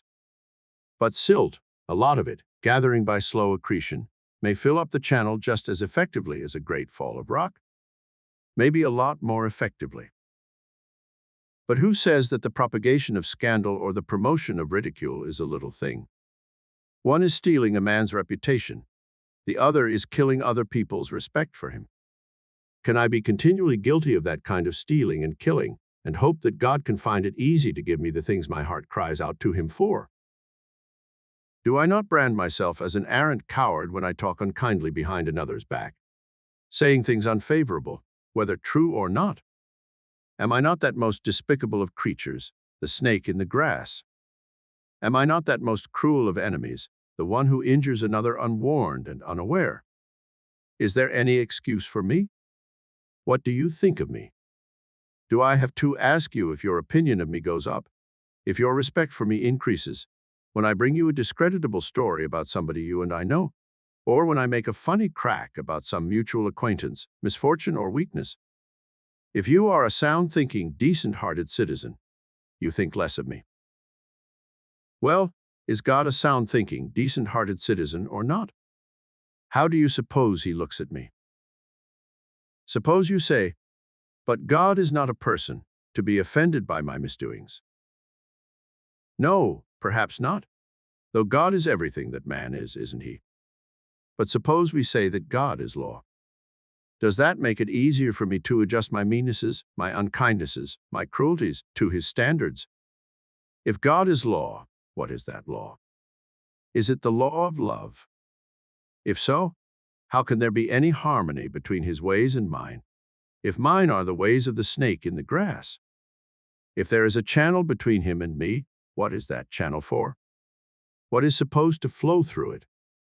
What do I want to flow through it? Good. Well, what chance has good to flow through that channel to me if I stuff it with dirt? The dirt I do to others behind their backs? Maybe there is a revelation in this for you, as I think there was for Mr. King by his own account. He tells his own story in the book I have mentioned. He says his luck changed the very day he stopped dealing in mean gossip and ridicule of others. He says that instead of having to go after the things he wanted, they began to come to him. He was blessed, so much blessed, that he had to tell the world about it. Sometimes we wonder why it is that we do not get the things we pray for, the heart's desires we cherish, even the good things, the generous, the unselfish things that we want for others only, not at all for ourselves. We can't understand why God withholds them, why He is so stingy with us, why He doesn't make good His word, why He doesn't open the windows of heaven and pour out what we want so much. Well, how can He? Maybe the channel is all clogged up with our dirt? Remember, obscure causes are responsible for the results that we see in the world's affairs, as in the body's health. Little things are more often than not the causes of the great evils. A sliver under the fingernail could spoil a great diplomat's effectiveness in debate. A corn could ruin a love affair. A blister might sap a hero's courage. A bad tooth might cause rheumatism in an ankle. Too cold a shower on too warm a body might paralyze the spine. A snappish temper at the breakfast table can make a headache all day, yours or somebody else's. Continual pampering of an appetite can send a man under the surgeon's knife. Do you think it is a departure from the teachings of truth to speak in such terms? Truth has to do with the operation of law, not with sentimental notions of poetic justice. Whatsoever a man soweth, that shall he also reap. That is the law. That is the law of love. Now, talking about a law, or a principle, or a method never got anybody anywhere. If I am not satisfied with what God is doing for me, here is a tip to follow. I can look into this channel of mine and see what it is filled with. If I am convinced that the channel between God and me cannot be filled up by any means whatever, if I have that rash notion, I can at least recognize that the channel of goodwill between other people and me can be filled up most quickly and most surely and most effectively by just the kind of silt we have been talking about. I said a little way back that you might hate me if you discovered me to be a backbiting gossip monger, whether the gossip was about yourself or about somebody else. Well, don't you suppose that your feeling toward me might interfere with the flow of some of God's good to me through you? Wouldn't a closed channel between you and me, closed by my meanness, have anything to do with God's supply to me? If not the channel between you and me, certainly the channel between some other human agent of God's distribution of good in me. For God distributes His good through human agents more often than not. See what it comes to. Why it comes to this. The only way I can serve God is by serving my neighbors. Didn't Jesus say, "Inasmuch as ye have done it unto one of the least of these my brethren, ye have done it unto me"? God sends me most of my reward through my neighbors. You can be just as hard-boiled about it as you want to be. But you can't go back of the fact that the goodwill we get is sure to be proportioned sooner or later, right here on Earth, in Kansas or Chicago or Seattle or Boston or Waterbury or London or Paris, to the goodwill we give out. So why not reckon with this element in life? Reckon with the fact that great disappointments and frustrations may be due to obscure causes. Little things like unkindnesses, white lies, bluffs, evasions, cowardly treacheries, betrayals of truth. Let us reckon with this idea a while and see if results may not amaze us. Results of right action are always amazing. Chapter 7. Thinking about thinking. Now, let's think about thinking. There is a popular superstition that the public does not want to think. Where it came from or who is sponsoring it would be hard to discover. But it is refuted and exploded before our eyes. Everybody who has lived long enough to become aware of having any interest in anything finds pleasure in thinking. That he does not think about your pet subject or mine is no indication whatever that he does not think about his own pet subject or love to think about it. You and I think about what we are interested in. It is the greatest pleasure we have. As often as not, we do not realize it. We do not know the source of the pleasure we enjoy. We fancy that it is the easy chair, the satisfactory dinner, the comparative peace in the house after the children have gone to bed, or the opportunity to let go after the strain of the day, thus soothing our nerves, relaxing our muscles, taking the burden off our brain. But it is not any one or all of these. It is the sheer satisfaction that always comes from letting loose the one great faculty that we possess. We do the average person a great injustice in assuming that he does not think, or that he does not want to think. Because he seems to take some of his opinions ready-made from newspapers or from other people, Why should we conclude that he has no ideas of his own? As a matter of fact, as soon as I fall in with this notion that he does not think, I am falling into the very shortcoming of which I am accusing him. And when I do that, I prove only one thing, that I am just like him, that I think clearly about some subjects and muddily about others. Why? Because I am interested in some subjects and not in others. It is frequently said by people who profess to have studied the subject that thinking is an exceedingly difficult and unattractive job. We accuse average folks of dodging the task of thinking whenever they can. This charge is not true. If you and I do not choose to think about one subject, it is because we prefer to think about another. But think we do, and get out of it not merely most of our fun, but all the fun we have. You will probably grant that a boy is as natural a specimen of the human family as we can choose, for an example. If your boy does not show any aptitude for study in school, you and his teachers are prompt to unite in declaring that he finds it hard and distasteful to think. But try him. Give him something that vitally concerns him, and he will think original thoughts. Suppose your boy gets interested in a printing press, in building a radio receiving set, in collecting stamps, in devising football plays, in any pursuit that gives him a chance to think. He will think. He will think so hard and so earnestly and so feverishly that you can scarcely get him to go to bed at night, and he can scarcely sleep after he gets there.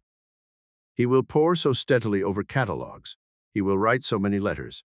He will go so far out of his way to reach sources of information and supplies that he will give you concern for his health. He will spend his pocket money on his hobby, and he will work as you never saw him work before to get more for the purpose. He will desert the playground and go without his meals if you will let him, to give his undivided attention to his pursuit. Why? Right here is where we so often befool ourselves. We suppose that it is because he takes pride in some achievement, wants some result. But it is not that at all, for as soon as the thing is achieved, as soon as the result is accomplished, he drops it and cares little for it. And to your unintelligent despair and mine, he rushes off on a new tangent, after a fresh hobby. The reason is simple, as a boy's reasons always are. His whole pleasure in the first undertaking, and his whole pleasure in the subsequent ones that successively draw him away, lies in the thinking about them, and not in the mere possession of the result. Possession is nothing, says he. Watch your little girl building or arranging her doll's house. It is tremendous fun, absorbing every faculty just as long as it is in the doing. But when it is done, energy flags, concentration vanishes, busy hands drop, weariness appears. But let someone with a working imagination suggest a new use for the doll's house, for entertaining doll guests, getting up a doll dinner, giving a doll party, and little daughter takes fire again and is not tired at all. Why? Because all the fun was and is in the constructive thinking and not in the results. A past joy is of no more consequence than a past trouble. Retrospect is first cousin to stagnation, a saying worth thinking about. All this has been said before? Certainly. But it is worth reiterating as long as the foolish statement is reiterated that people do not want to think, that they find it hard and distasteful to think, and that they will go to all lengths to avoid thinking. The answer to the reiterated lie must be the reiterated truth. And the reason for discussing it again is that thinking, being the most important thing in life, as is admitted both by those who consider it fun and by those who do not, is worth thinking about, is really tremendously interesting to think about. It may be that our psychologists believe, as they sometimes teach, that you cannot touch this subject without running into complications. But for the ordinary man, there are no complications about it. To him, thinking is as simple as eating and more amusing. Let us then consider a few examples among the adults. When a man has accumulated 24 millions or so, we are accustomed to saying that he can enjoy only a small portion of them. We say that he keeps on accumulating not because he wants the millions, but because he wants power. As he gets power, we see him reach for more power, and we say that he is insatiable. We do not grasp the essential fact that primarily he wants neither the millions nor the power, but the joy of getting them that lies in the joy of creative thought. The woman who goes in for society has the same motive and achieves the same result in kind. But both the man and the woman become restless, dissatisfied, miserable, the moment the achieving process comes to a pause in achievement. Yet we call achievement success. It is nothing of the kind. It is the achieving that is success, for success is in finding happiness and in nothing else. If you miss the joy, you miss all. All achieving and all its fun lie in the thoughts that precede and accompany it. Football is an interesting sport, especially to the players. But almost the moment a game is won, it ceases to be interesting. If this were not so, the victories of last year would be more interesting than the defeats of this. And they are not. If Yale loses to Harvard today, all details of the game are first-page stuff in New Haven, Yale's home, as well as in Harvard's home, Cambridge. Nobody would think of filling a first page there with details of last year's victory. Why? Because the joy of football is in the game and not in the winning. If this were not true, it would be more fun to have a team of supermen who could defeat any rival in existence without effort than to have a rival worthy in brawn and brain. Can you conceive anything duller in the world of sport than watching a game in which a super team is playing? Such elimination of competition would kill sport. As a bald proposition, this is sometimes hard to see, but you have only to look carefully again at your own experience. That the pleasure in anything is in the process of doing it, and not in the thing when it is done, is as true as that the pleasure in writing continues only while the vehicle is moving. Men who think otherwise retire from active life when they suppose they have done the thing they wanted to do, and have only to enjoy the wealth and the leisure they have earned. They become utterly wretched. They become nuisances to themselves and to everybody else. They develop diseases, if they do not get something else absorbing to think about. Without a vital interest, wealth and leisure will ruin any man. Why? Because thinking is not only all the fun there is in life, it is all we live for, all of us. Few things are more pitiable than the man who tries to get perpetual and satisfying joy out of past performances, even past triumphs. Men do not begin to live on reminiscences because they are growing old. They grow old because they begin to live on reminiscences. Give a man a topic about which to think, and he will not grow prematurely old. Often we mistake the thing that makes us happy. But is it ever far to seek? Isn't it always in the busy business of the mind? Can you imagine a heaven where there is no constructive thinking to do? Can you imagine a state where constructive thinking can go swimmingly on that will not be heaven? Many years ago, a boy lived in a little oriental town. He grew up working at a common trade. He never made much money. He never held an office. He wrote no book, and he invented no machine. He was neither doctor, lawyer, merchant, prince, nor soldier. In early maturity, he was put to death for daring to think that certain popular superstitions were bunk and saying so. Yet it was he who put his hometown on the map in letters so big that it is known the world over. As for his name, you would hesitate to put that of any other human being beside it, as its equal in luster, and other persons have been writing books about him ever since. And all because he made the discovery that the happiness and welfare of a man lie in his thinking. The moment his thesis is stated as he stated it, it won't be necessary to mention his name or that of his town. He said, "The kingdom of God is within you." The kingdom of God, to most people who haven't been there, doubtless means, theoretically, that vague heaven of the future, the place where all happiness awaits us. But the very reason why we do not nowadays put people to death for thinking is that we are learning that he was right. Yet we say that people do not like to think. One way of saying it is to assert that they want only to be amused. Theatrical producers make a slogan of the phrase, "Give the public what it wants," and then try to eliminate from plays all material for audiences to think about. Motion pictures have been made upon the theory that they are necessarily for the lowbrow, because the lowbrow predominates numerically in the world. The notion is that the lowbrow is one who does not think. But if we adopt that definition, there is no such thing as a lowbrow.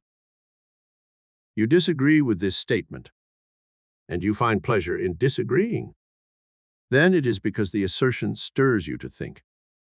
It is not in the disagreement that you find pleasure, no, nor in your feeling of superiority to the propounder of the thesis. It is just because you are proving the thesis itself by getting fun out of thinking. We have discussed together the popular superstition that thinking is hard work.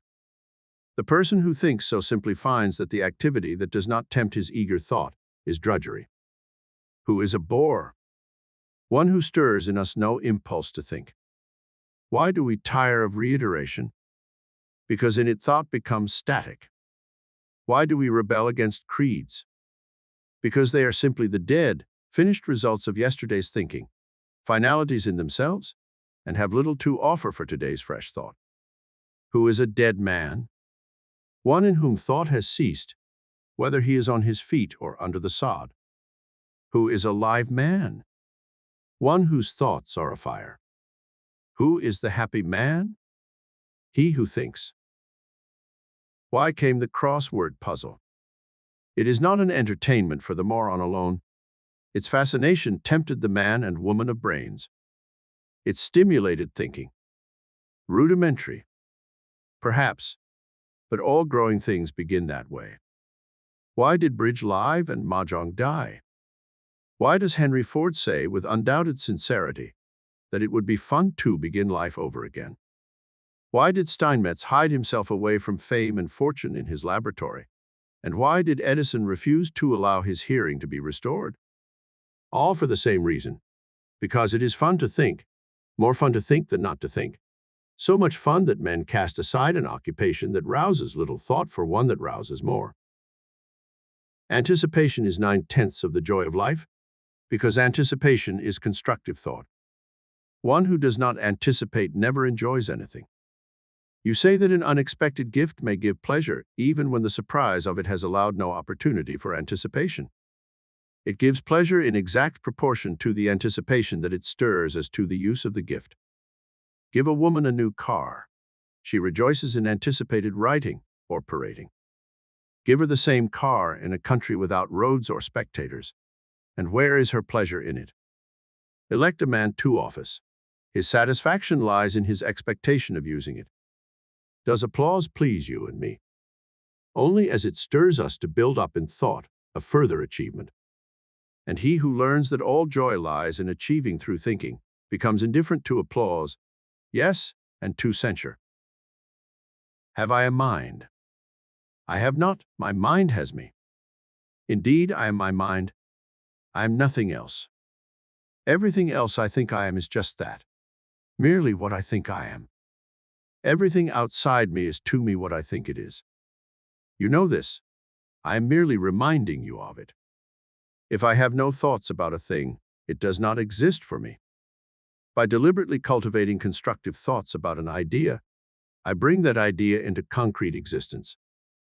Bringing things into existence is the chief end of man, and whether he thinks so or not, whether he believes it or not, he is forever creating in his thoughts.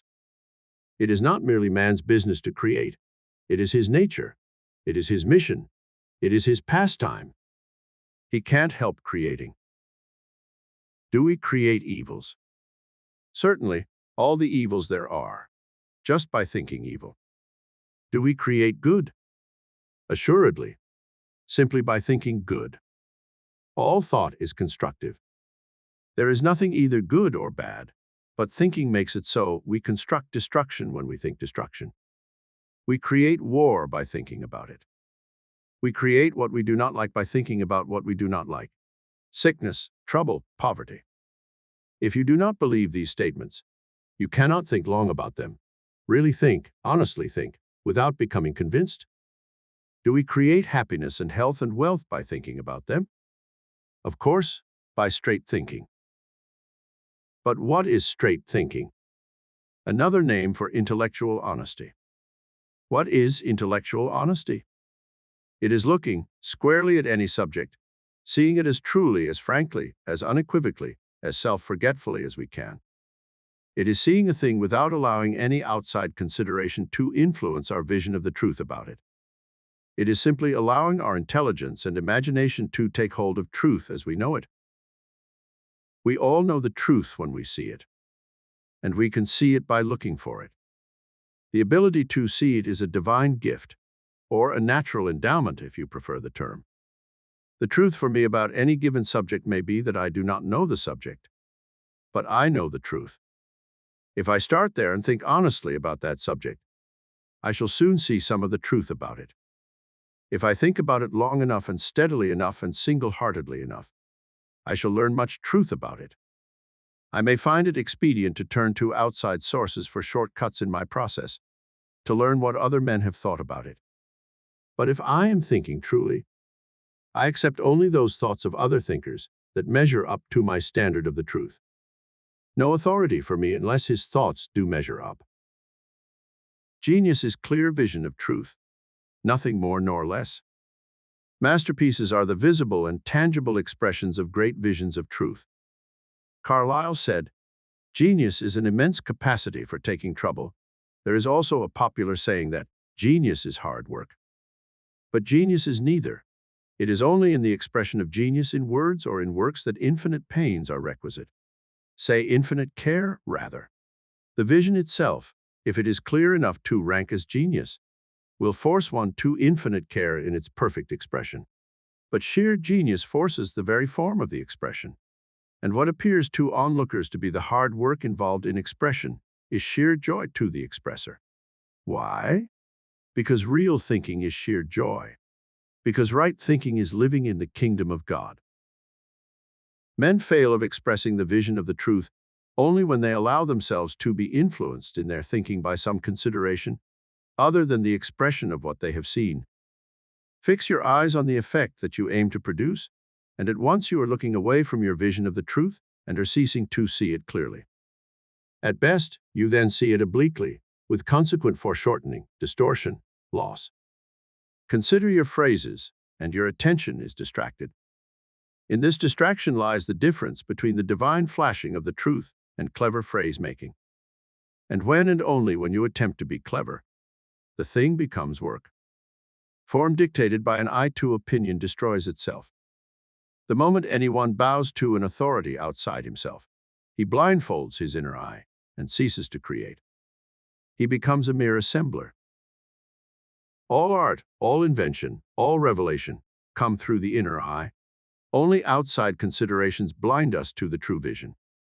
Consideration of the critic's attitude toward the expression, of the editor's judgment, of the buyer's fancy, of the public's estimate, of the box office results, of reputation, of reward, of fame, robs us of the ability to see.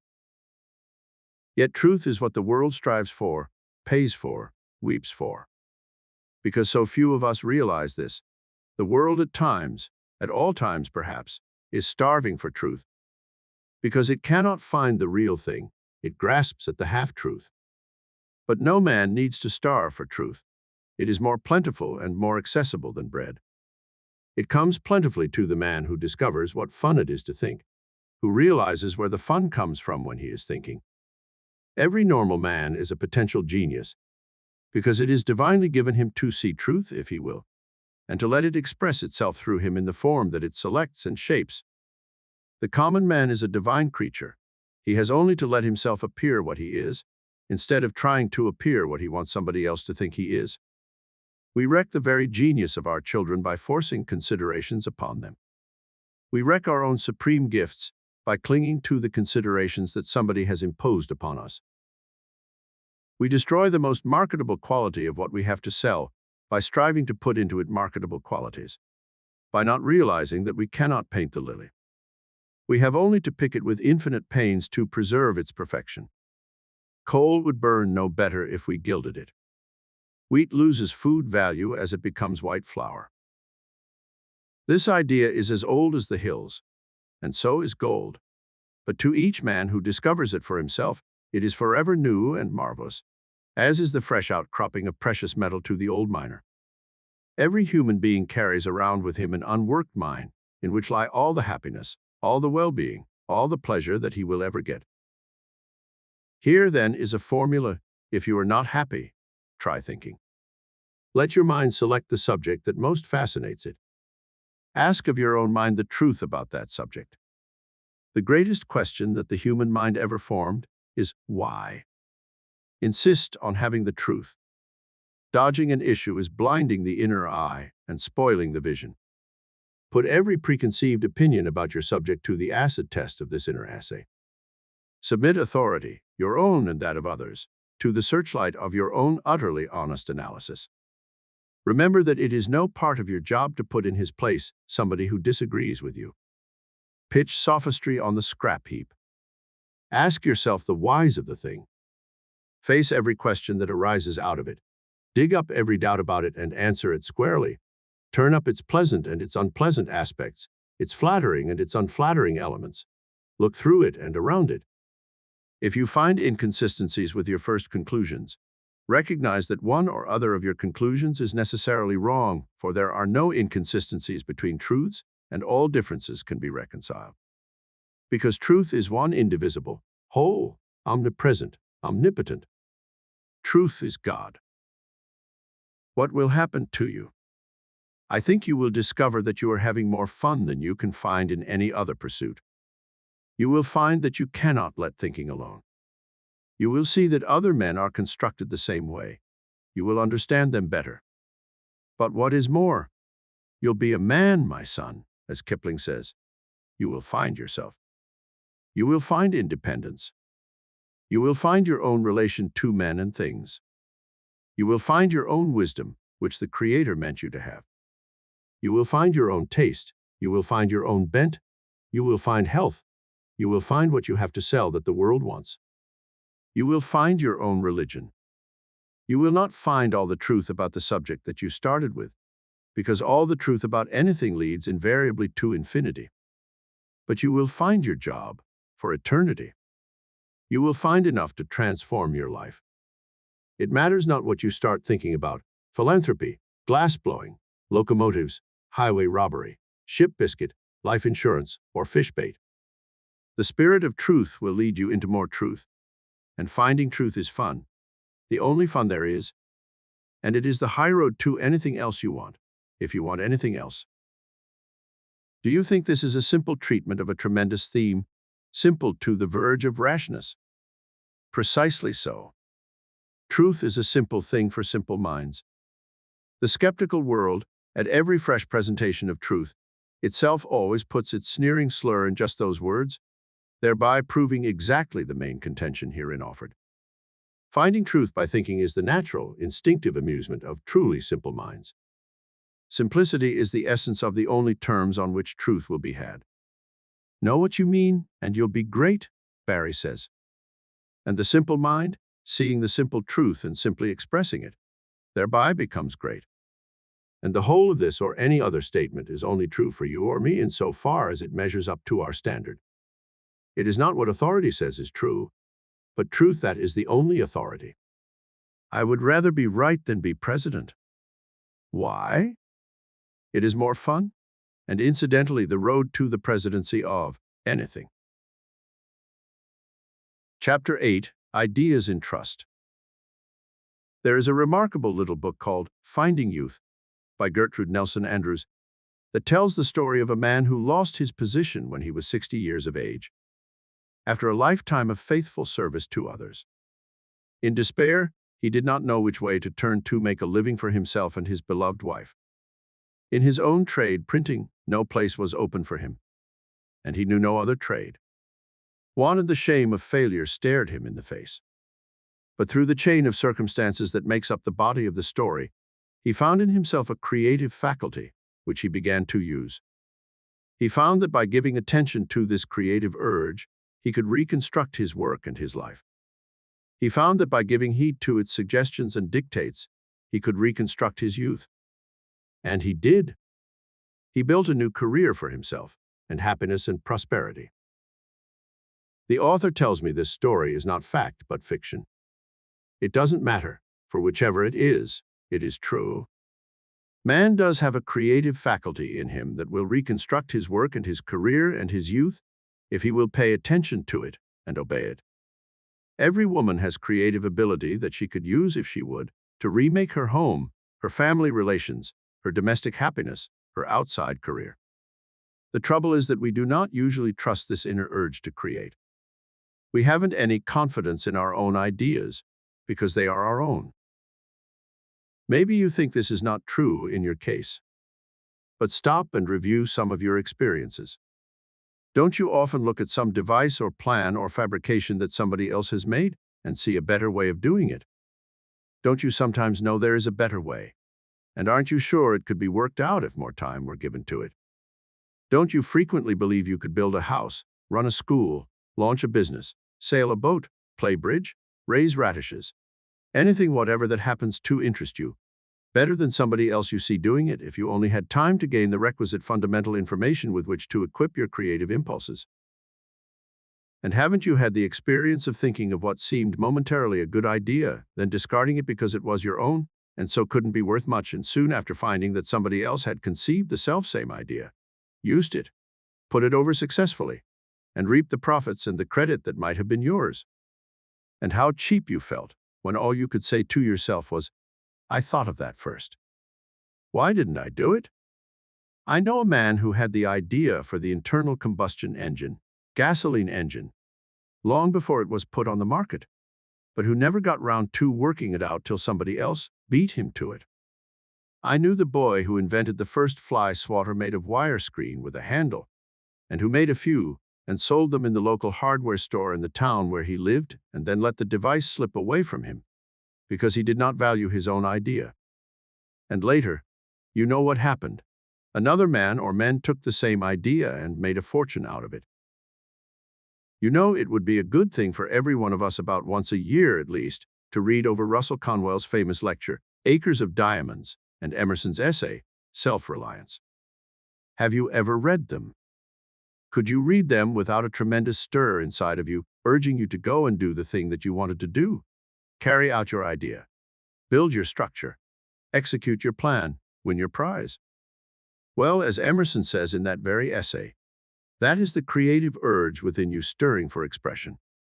And that very urge, in the man or woman who pays attention to it, is the source of achievement and fortune and fame and usefulness, and the only source, because it is the voice of the Spirit offering guidance, just as much and just as truly as conscience, rebuking our mistakes, is the same voice dealing with another theme. The English writer A.C. Clutton-Brock has written 2 books that every truth student could well afford to read. One is called What is the Kingdom of Heaven, and the other Studies in Christianity. In one of them he calls attention to the fact that every person has within him what might be called an artistic conscience that tells him what is beautiful. And he goes on to say that this is the voice of the Spirit within. Then he argues that this same voice tells us also what is true in experience, as surely as the ear tells us the true ring of genuine silver coin. The same voice tells us what is right, what is kind, what is honest. And it is the same voice that tells us what to do and how to do it, that urges us to create useful, beautiful, amusing, delightful things. And if we only would listen. Oh, it's the tragedy of life that we don't listen. Perhaps it is your own personal tragedy at this moment that you are refusing or neglecting to listen to the voice that is telling you exactly what would get you out of your troubles and into your highest happiness, if you would only obey. And maybe you haven't the courage of your own ideas.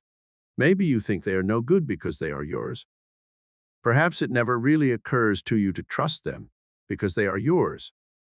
Perhaps you tremblingly guess that they might be some good if only somebody else thought so, but you don't dare to propound them or execute them or work on them because they are yours.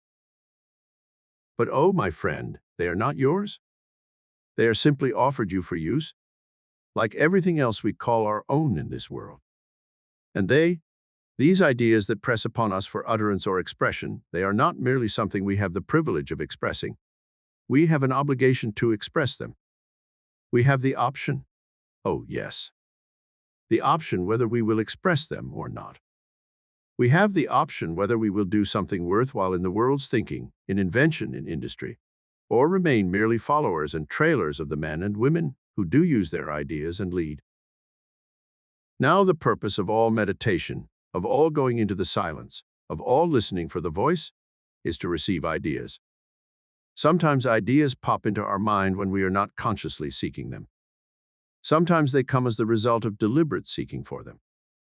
Sometimes they come promptly and easily, sometimes after long labor and cudgeling a brain. And sometimes they come after we have given up the effort to get them.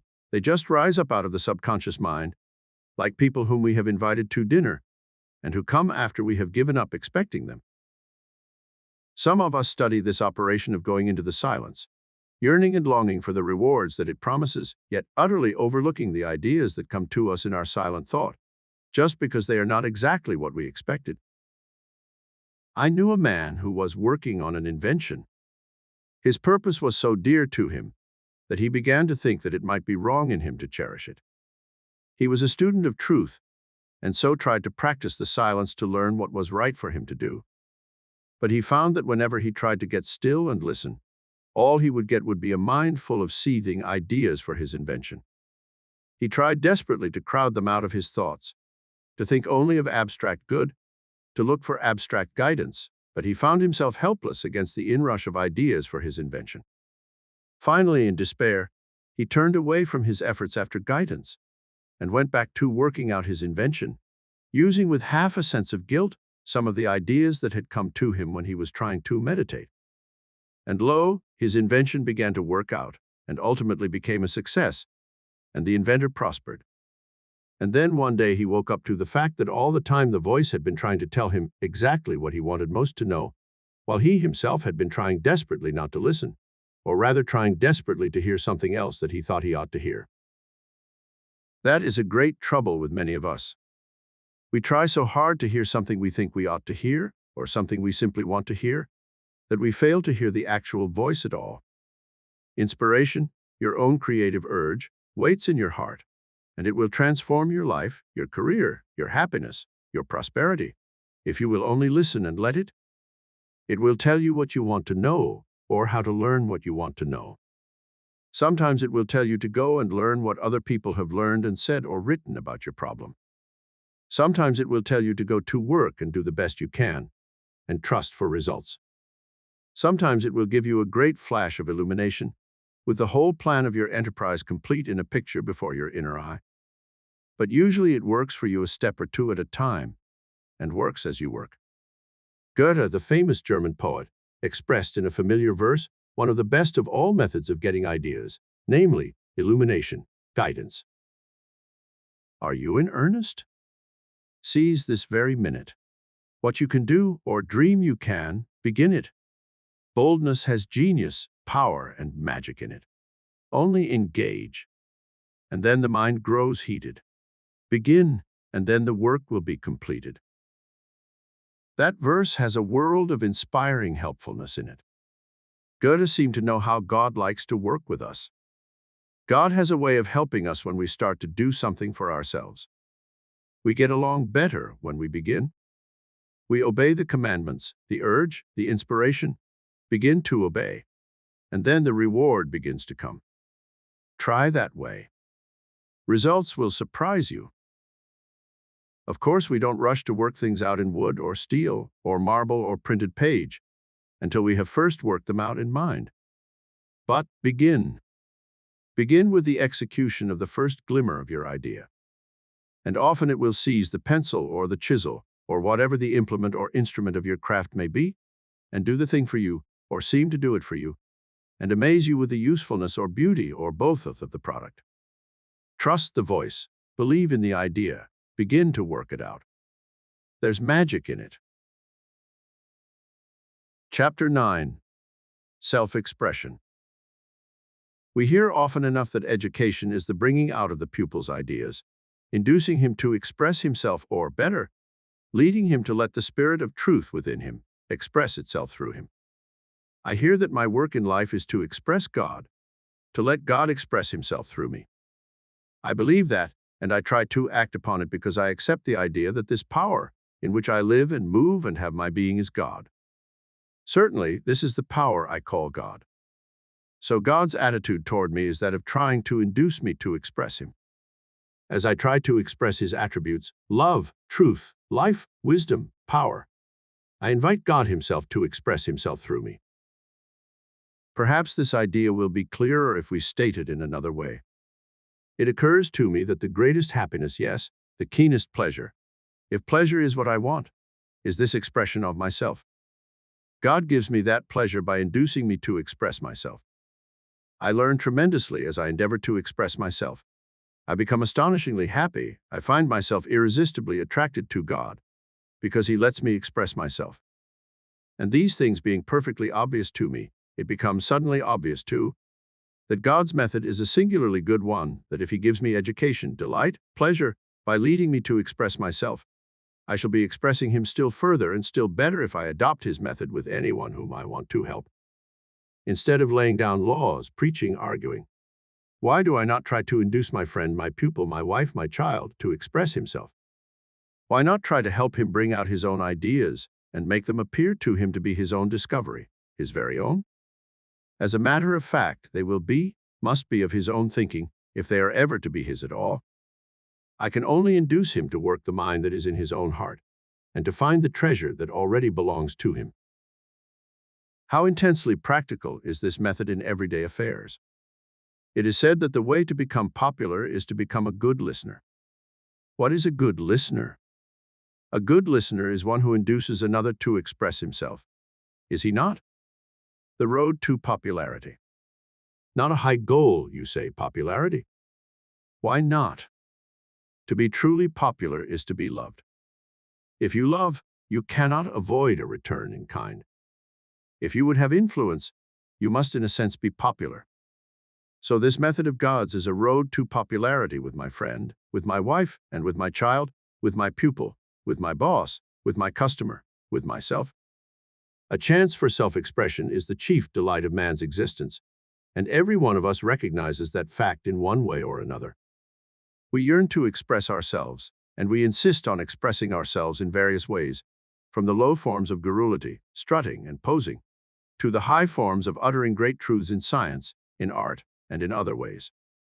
Perhaps the highest form of self-expression may be the inducing of another to express his true self.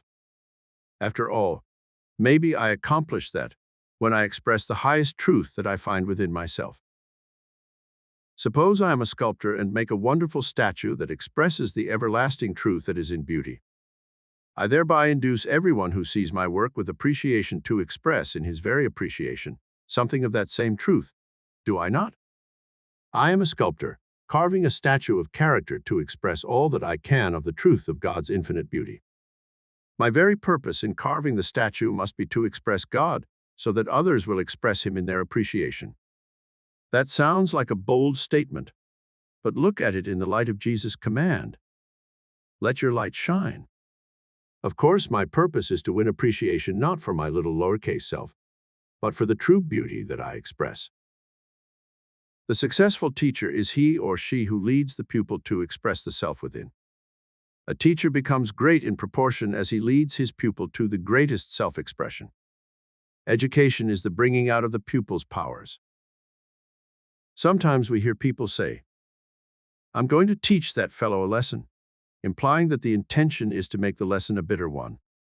If such an idea occurs to me, I should do well to stop and consider whether the lesson is really one that I wish to teach. If it is, the only way to teach it is to bring out in that person the power to grasp the idea that I want him to grasp. I cannot bring the idea home to his mind by any other process. And when I wish to teach another a lesson, it might be well for me to stop and make sure that I know the lesson myself. A lesson in justice cannot be taught by injustice. A lesson in mercy cannot be taught by cruelty. A lesson in humility cannot be taught by arrogance. A good lesson cannot be taught by a method that is not good. It cannot be taught if the teaching is accompanied with any emotion or feeling that is not good. Good can be conveyed only lovingly, and love teaches no one a lesson with intent to make it bitter. By the same token, God, who is love, will teach me no lesson with intent to make it bitter. God tries to induce me to express Him and to look for His expression in everybody and in everything. Where I look for God, I find Him. Expressing God, that is my whole work in life. What is expressing God? It is letting His attributes, life, love, wisdom, power, truth, flow through me into the visible. I am eager that God should express Himself through me as health and prosperity. Then all I have to do is to let Him express Himself as love and truth. For God is not a group of separate attributes. He is one, all his attributes a perfect whole, inseparable, and I cannot let one attribute flow through me to expression without allowing the others to be manifested also. If I let love and truth seep through me, health and prosperity will seep with them. If I let love and truth gush through an unblocked channel, health and prosperity will gush with them. God himself cannot send part of his attributes through me. He must send all or none. I cannot express truth without expressing wisdom. If I would be well, I have but to serve and to be kind and true. If I express any attribute of God perfectly, the other attributes will be expressed proportionately. So if it is the way of God to induce me, to encourage me to express him, how better can I express him than by adopting his way and encouraging expression in everybody with whom I come in contact? And if I help others to express God, the instant result is that God expresses himself again through them to me. If I want God to speak through my mouth, I must first let him think through my intelligence. If I will let him, God will speak for me, think for me, decide for me, act for me, pray for me. The only real speaking, thinking, deciding, living, praying is God's, because the only life, love, wisdom, power in me to do any of these things is God in me. Let him. Why, all I have to do is to look inside instead of outside for everything.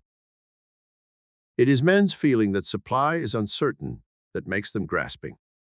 A sense of God's abundant provision of everything needed for each one of his creatures, and a realization that all his creatures' interests are common interests, makes grasping not only unnecessary, but clearly absurd. The path to all my good is through recognition of the omnipresence of God, the good. If I fail to see good everywhere in everything all the time, I shall certainly not realize good in all my affairs. Good, God, only is for me where I recognize it, or him. We have talked about expression. It has often been said that we know God only by expressing him. How true this is no one can realize till he begins trying to express God consciously. Of course, I express God unconsciously continually, because in him we live and move and have our being. But consciously expressing him in one way leads me to a consciousness of his expression through me in other ways.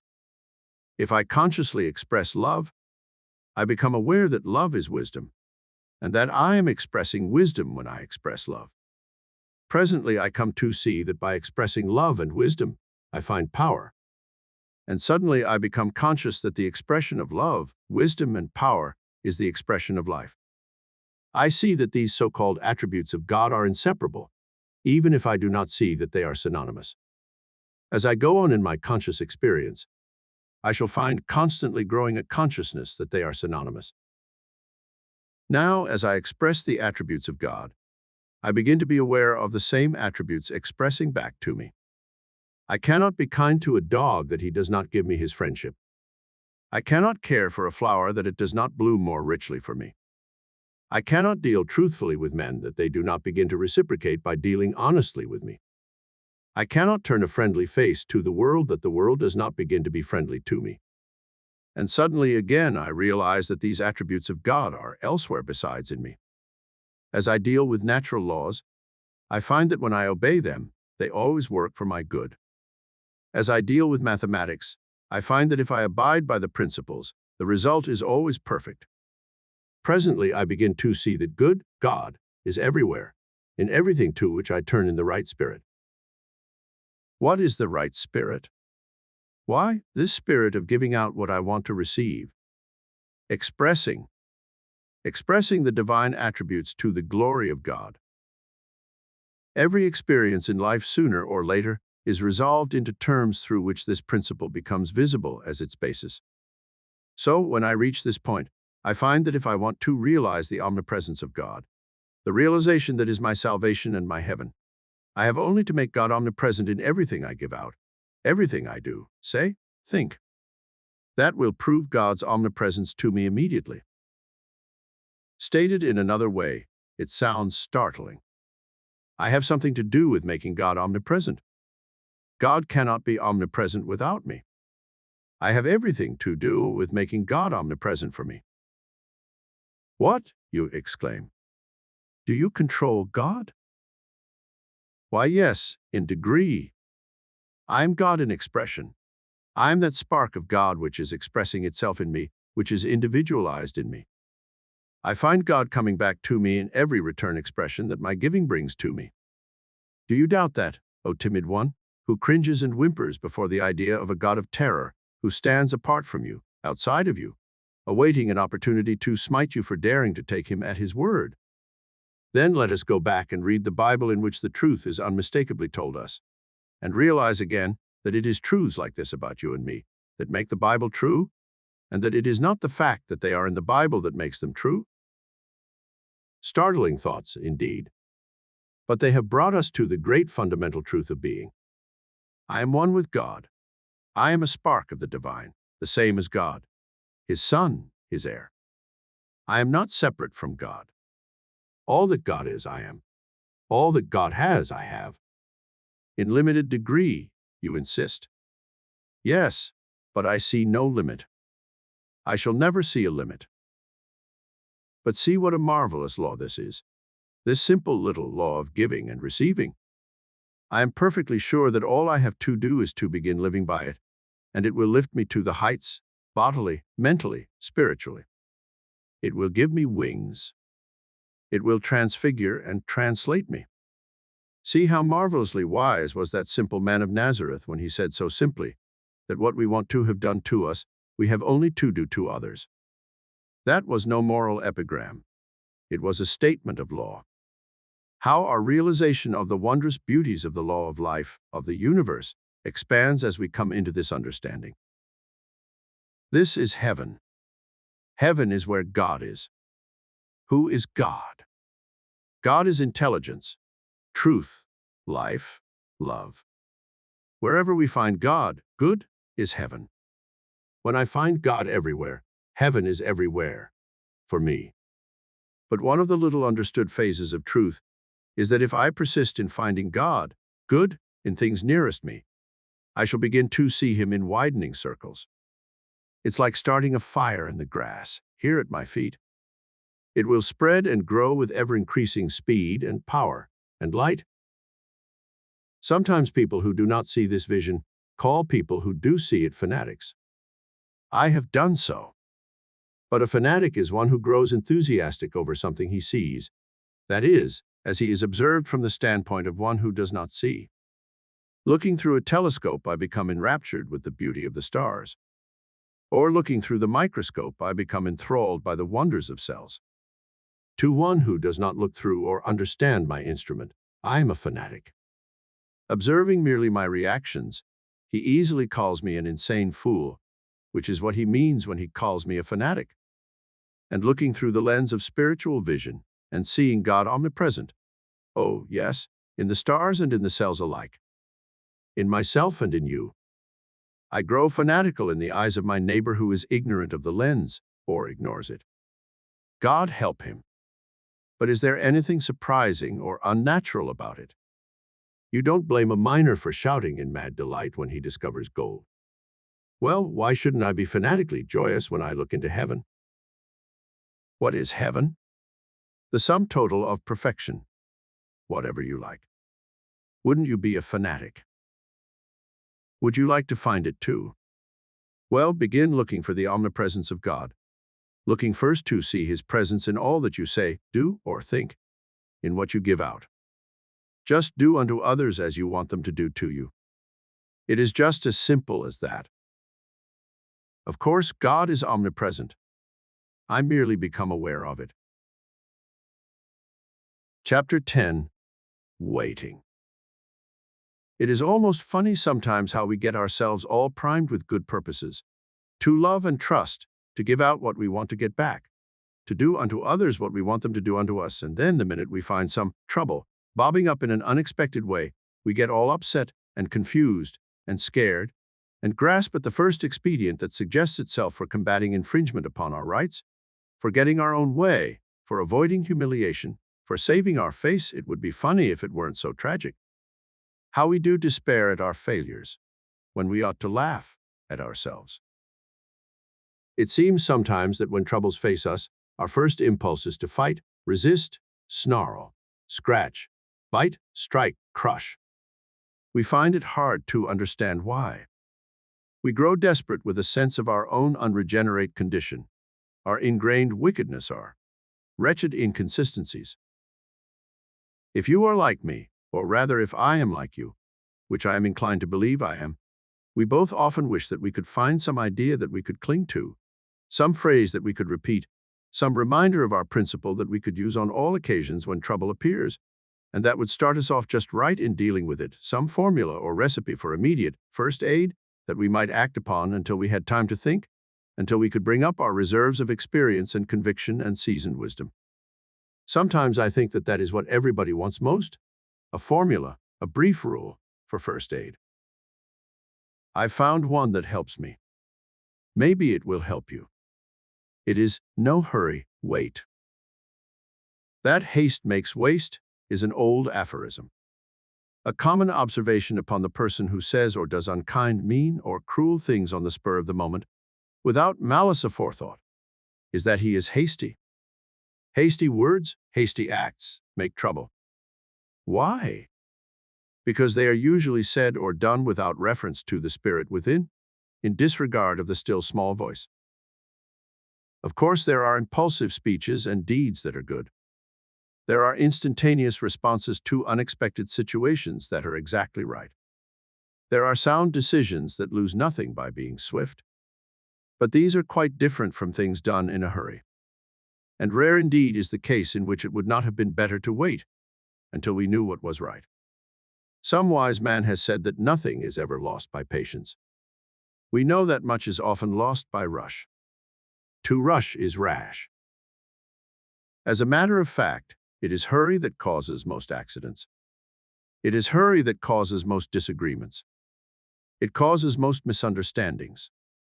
It causes most disappointments. Hurry distracts the mind from clear thought. It drowns out the voice.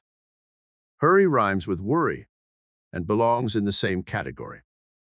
We say of a man who hurries and worries that he gets all hot and bothered. And he does. And that is usually about all he gets. Unless he gets into a mess. But think. People who do really great things never hurry. Nobody who writes a great book ever hurries. The great surgeon never hurries. The pilot of a great ship never hurries. The effective public speaker never hurries. Hurry never made a friend. It defeats the lover. Hurry never builds safely. Hurry blinds the eyes to beauty. It destroys accuracy in the hand. It ruins judgment. It slurs action. Hurry is what causes heart failures and nervous prostrations. It overlooks the important things and sees only the trifles. Hurry does nothing but defeat or delay you in all sorts of things, all the way from shaving or dressing to closing the big deal or accomplishing the great result or giving the great performance or creating the great work. No hurry. Wait. What shall we wait for? Well, in the 42nd Psalm, as the Moffat translation has it, we find, wait, wait for God. And not satisfied with saying it once, the psalmist repeats it, wait, wait for God. And then in the 43rd Psalm he says it again, wait, wait for God. Well, why should I not wait for God? He is the only power that will ever give me what I want. And what he gives is worth waiting for, isn't it? Why hurry? Why hurry even when some other driver tries to steal the right of way from me? Why hurry when somebody says something disagreeable to me? Why hurry when an obstacle looms in my path? Why hurry to do something the voice has not suggested or approved? Hurry picks green apples, trips over the rug, breaks the point of the pencil. Hurry runs the boat aground, breaks the dish, burns the finger, leaves something out of the recipe, spills the ink, wastes the gas, drives past the address, barks the shin, rakes the fender, burns out the fuse, offends others, hurts their feelings, rushes in where angels fear to tread. God never hurries. Nobody knows how long the universe has been in building. He seems to take eternity as the basis for his deliberation. Being his child in the midst of my own eternal life, why should I not be deliberate? Not that God does not move swiftly. He turns the earth at the rate of 1,000 miles an hour. He sends it through space at many times that speed. He sends his sunlight traveling 186,000 miles a second. What do I know about speed? Well, there is one department in my life where I know speed without hurry. I think swiftly. I cannot help thinking swiftly. My thought is the swiftest thing I know anything about. It is swifter than light. It can travel to the outermost frontier of the universe and back millions of miles in less time than it takes light to travel a mere 186,000 miles. Why am I in such a hurry to act when I can think so quickly? Can't I afford to wait for thought? But what is thought? Thought is the creative power in me, which is God Himself within me.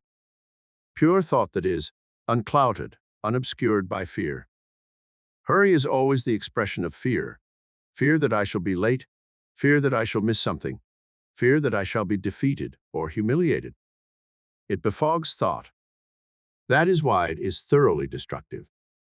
Hurry will not wait for thought, the creative power of God in me. Hurry will not wait for God. It is afraid God will be too slow in taking care of my interests, in defending me, in saving me from danger or from shame. Hurry is a mad impulse to beat the speed of light, the speed of thought, with physical action. Hurrying might be compared then to trying to pull the limited with a tortoise, like trying to deliver the radio message in a wheelbarrow. Hurry is the slowest way of doing anything. It is the worst way in the world to deal with emergency, which is another name for what we commonly call trouble. To hurry is to blindfold the eyes to vision and stop the ears to the voice. To wait is to listen, to think.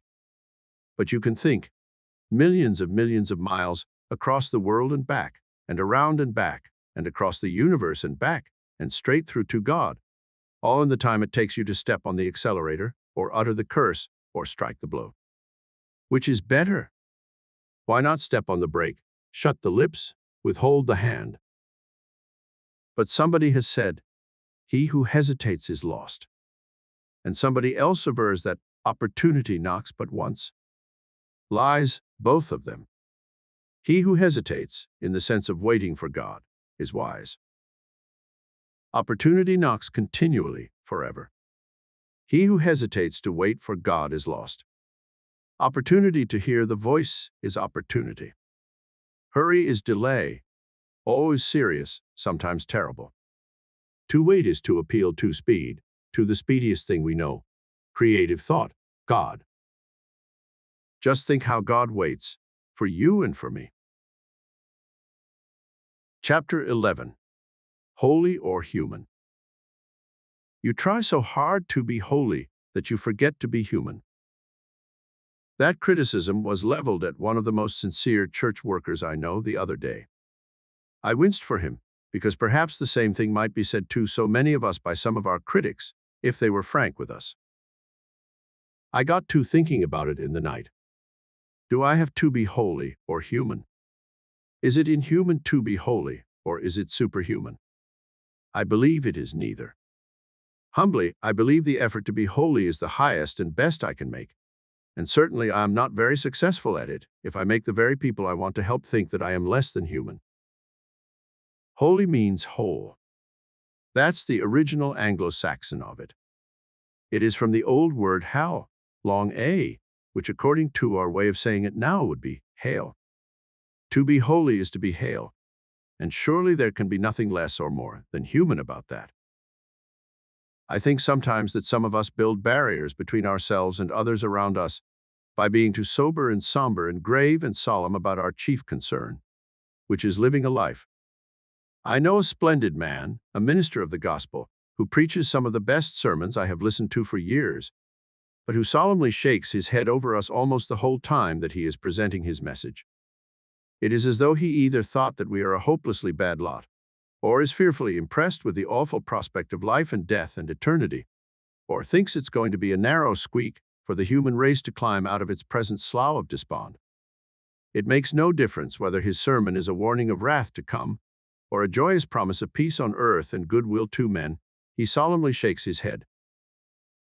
Sometimes it is laughable, sometimes it is almost unendurable even to those who are predisposed to like everything this fine man says. I know it drives good people out of the pews. I confess that it has been a strong influence to keep me out of church on some Sabbath mornings. And I wonder, do I get solemn like that over my references to religion, to my relations with my Creator, to my prospects of future life, or to present work? If so, why? To be holy means to be whole, and to be whole means to be sound. I do not believe it is sound to be solemn over anything in our faith. I believe in a God who cares about me, who guides me, who provides for me, for my present and for my future. Why should I be solemn about that? I believe in a God who overcomes evil with good, and who will ultimately overcome all evil with good. Why should I be solemn over that? I do not like depressions, and I do not like rackets, and I do not like liquor, and I do not like ruthless financing. There are ever so many things that I do not like, but I am told that all things work together for good to them that love God. I see no reason for getting gloomy about that. I notice that when the saintly man or woman, or let us say the pious one, is presented on the stage or the screen, usually there is a strong tendency to caricature his or her solemnity. Why is it? You know, the clever caricaturist or cartoonist picks out the most prominent feature in the face he cartoons and emphasizes that till he makes his victim comic or ridiculous. It must be that solemnity is our religious look. If that kind of heavy gravity in a man whom I respect and honor makes me react unfavorably towards him, what sort of reaction do I induce in the average man, to whom I am just one more Christian? Of course, the stage and the movies are frequently unfair to us, but no comment they make upon us could stick if the feature they cartoon were not prominent in us. If I have any confidence in the faith that I profess, would not a cheerful attitude in the face of troubles be the most convincing thing I could offer to the men and women whom I want to influence? To be sure, a professionally cheerful attitude is about as offensive as gloom, maybe more so. But why shouldn't I be genuinely cheerful? Do I not believe that the promises are to be depended upon? Trust in the Lord and do good, so shalt thou dwell in the land, and verily thou shalt be fed. Delight thyself also in the Lord, and he shall give thee the desires of thine heart. It surely is not human to believe in such things as these, and then be gloomy about our belief. Maybe that's what our critics think. Chapter 12. Shall we be different? The poorest reason in the world for doing anything is that somebody else is doing it. Children have a name for the imitator. They call him a copycat. But isn't it a curious thing that the copycat habit is almost universal among human beings? What? Do I think I am not a slave to it? Don't I wear that monstrosity known as the derby hat when it is in, and don't I laugh at it when it is out? Don't I fence my lawn when my neighbor does, and take the fence away when he raises his? Don't I say the same things about newspapers, relatives, and sunsets that the leaders in my particular club, set, or party say? Don't I rise, sit, sleep, and eat as others do? Isn't it one of my aims in life not to be queer? That is, unlike others. Isn't it pitiful? I conform. I conform to style, to custom, to mode, to trend. As I think about it, I come upon a curious anomaly. The world cries out for originality, for something new under the sun, yet slaps at it instantly when it raises its head. No one is so unpopular as he who begins to be unlike the rest. But no one receives such rewards as he who persists in it. Strange. All men seem to be in a conspiracy to curb originality, yet all men laud and reward it. And then when the applause begins, they all begin trying to ape the originator. An old song attributed to New York dwellers carried these lines. Of course, you may never be like us, but be as like us as you possibly can. People laughed at it, but they obeyed its behest. In America, there is a strange worship for what is done and said and approved and successful in New York. Nothing else will make success for a drama, or a fashion, or a slang phrase, or a salad, or a trick doll, or a pipe, or a fad of any sort, like a widespread report that it is a success or a fad in New York. And New York imitates Paris, and Paris imitates Vienna, or did, and styles run in cycles when there is nothing left for style to imitate but itself, and we idolize antiques, and history repeats itself, all for the same reason. And then along comes a man or a woman who thinks, sees an inward vision, departs from custom, manner, and convention, and is first persecuted, then hailed as a new leader for a new epoch, and becomes something to imitate again. It has been said that genius is smashing the rules. That may be an inadequate definition. Most definitions are inadequate. But it is a fact that no genius ever observes the rules. The rules. What are they? Summed up, they would read, "Do as I do, and depart not, lest you become conspicuous." And herein is another marvel. Most of us seek fame, reputation, the limelight, notoriety, yet we fear to become conspicuous because of a difference in our neckties or in the cut of our evening clothes. Constantly we strive to lead, yet forever we trail.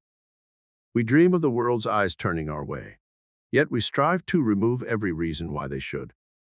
We are as like as the successive impressions of the proverbial rubber stamp, which differ only as they grow paler after the inking. What does it all mean? It means not only that we are following a method that is wholly wrong, but it means also that we are flinging away our birthright, the one thing that makes us worthwhile, the one thing that makes us men, the one thing that proves us to be sons of God. We are flinging away the inner leading and looking outside for everything, from the shapes of our forks to our moral standards. Least of all do we dare to be different in our religion. But let us not fall into an obvious error. Being different for the sake of being different is the height of folly, though one almost wishes to follow such a course when he grows suddenly soul-weary of conformity. The fact that most men drive on roads is no reason why I should drive in the fields. That most men live in houses should hardly suggest to me the advisability of living in a eave. Men have tried such methods in their search for originality.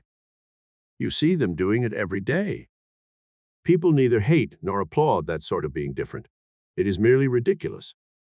But these are the very ones who bring discredit upon the whole idea of being different. Their idiosyncrasies and excesses cause us to shy away from all their ways. However, the conclusion is obvious and inescapable. What other people do should set no standards for me. Therein lies one of the hardest of all lessons to learn. For ye like sheep was no chance expression. Salvation itself lies in being different. But how am I to take thought and be different, without being different for the mere sake of difference? I am between Scylla and Charybdis. How can I escape? There is but one way. I shall escape by turning from a wholly false standard to the true one. I shall find the true standard just where I find everything else that is true, in my own mind, if I will only look there, look steadily, and be willing to see. It is said of Emerson that no matter what subject he started to speak or write upon, it always led presently to the presentation of his one great theme. The same is true of all of us. No matter where we start or which way we work with any given question, if we are honest, it will always lead us to our great theme, consciousness of the omnipresence of God. Do we need argument to convince us that God is everywhere and in everything? No. All we need is to look and see. He is here in this question of conformity compared to originality. And when I begin to see him in the question is settled. No question can exist when I see it clearly. It becomes its own answer. When we all shall have clear vision of God, interrogation points will disappear from our typecases and from our language. So will periods. We shall have no doubts and no finalities. If we still shall need printed signs, the only one that will have significance will be the sign of infinity. It is characteristic of many wild animals that they rarely raise their gaze above the level of their own eyes. To be safe from attack by one of them, a man has only to climb a tree and watch the beast that stalks him pass blindly underneath. Isn't it a curious thing that man, observing and knowing such a thing, doesn't see the object lesson in it? Let us raise our eyes. I raise my gaze above the level of my eyes. And what do I see? Everything worthwhile. Am I a creature of a two-dimensional world that I should see nothing that has height? No, nor do three dimensions bound my vision. I see within. And there is where I find every true standard of life awaiting my discovery. What has what others are doing to do with me? Chapter 13, Real or Counterfeit.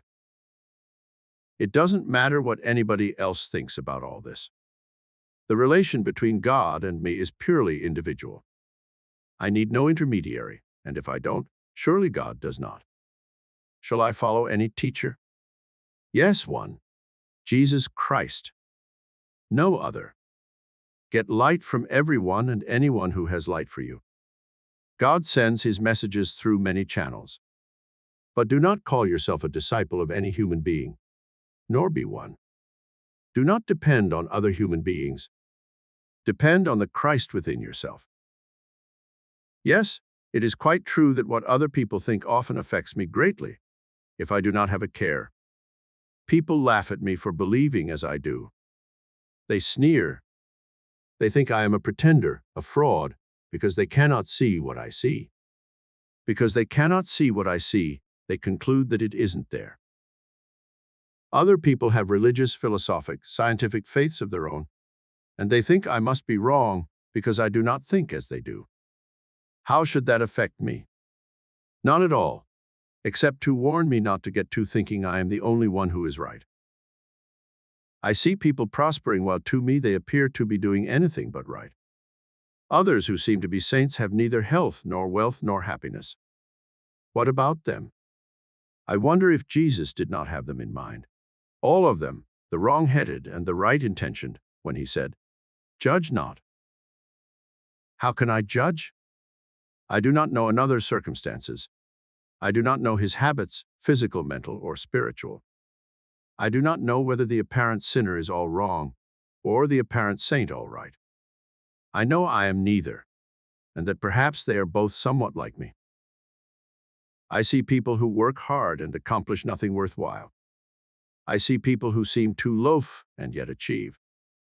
But how do I know that the hard worker doesn't defeat himself by his thinking, and that the loafer's real work is done in his thought? I cannot judge either of them with any accuracy, of course, so how can I judge the advice they may give me? But the most dangerous critic I have among other people is the one who challenges me with, "Physician, heal thyself." When I am not successful in solving all my own problems, when there are still obvious defects in my way of living, when I go directly contrary in practice to what I preach, then this critic finds me vulnerable indeed. But should I mind?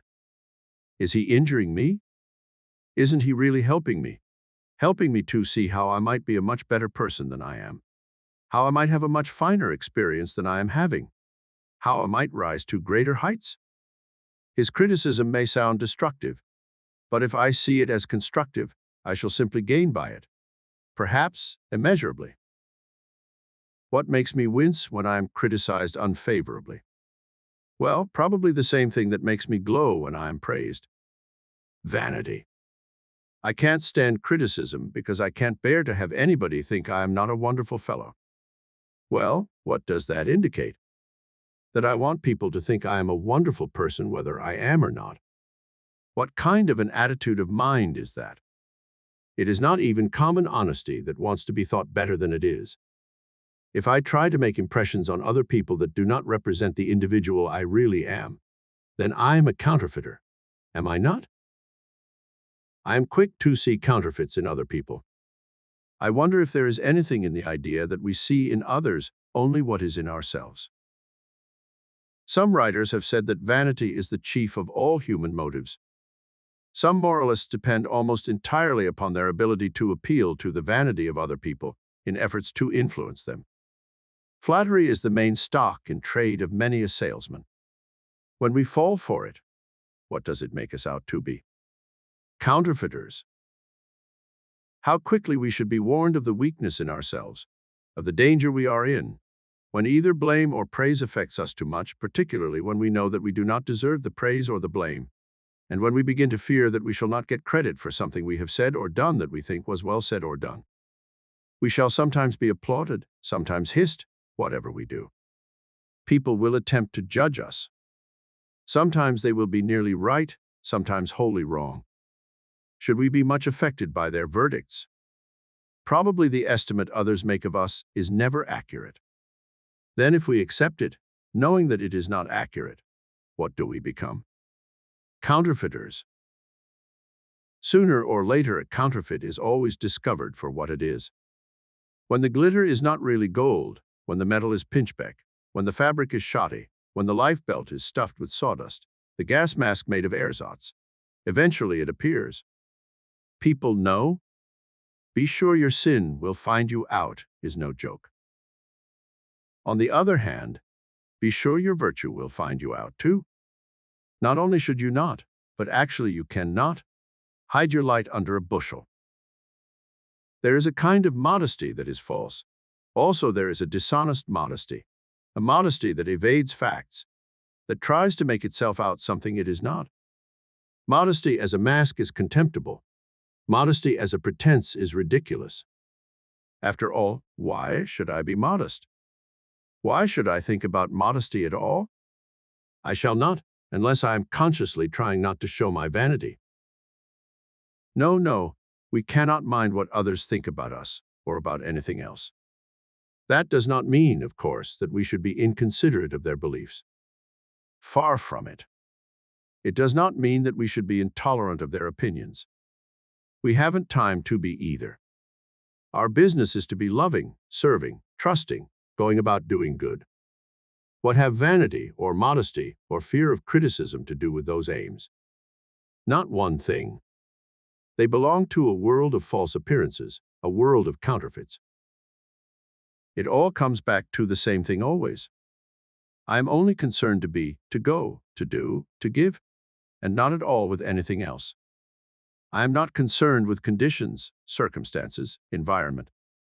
They will become all that heart can desire when I myself am right. And that means when I myself am genuine. How can I be genuine when I am full of pretense and the desire for approval? Why? I can do all things through Christ which strengthened me. The Father abiding in me doeth his works. What will people think? Public opinion. Under a banner with that device, we should be no better than slaves. What do I think should be my standard. That is, what do I think deep down in the silence, at the bottom of my own heart, where my honest opinion of myself and all my works expresses itself in no uncertain terms. No shame will ever come to me from ridicule that will equal the sense of shame I suffer when my own heart tells me I am a fraud, a counterfeit. And no applause will ever be so sweet as the sense of rightness, spiritual health, that I get when my own heart tells me I am sound. Kipling says that triumph and disaster are two impostors to be treated just the same. That is never truer than when the triumph or disaster is to vanity. Vanity is the impostor of impostors, the arch-impostor. It is the arch-swindler, the arch-counterfeiter. Chapter 14. Maps and Instructions. Did you ever start out on a cross-country trip of 100 miles or more, from a height which gave you a view of the whole road you had to travel, from beginning to end? It would be a high mountain indeed that would give you such a view. There are doubtless places in our Rockies from which we can see the country for long distances, sometimes perhaps for 50 miles, maybe much more. Sometimes the air is so clear that distant things seem much closer than they actually are. Sometimes we can actually see the road itself, its turns and twists, its straight stretches, its climbs and descents, its bridges, the towns along the way, even the detours, so far ahead that we can anticipate nearly all the conditions we shall have to meet on the way to where we plan to go. But usually the road ahead of us is no such open path.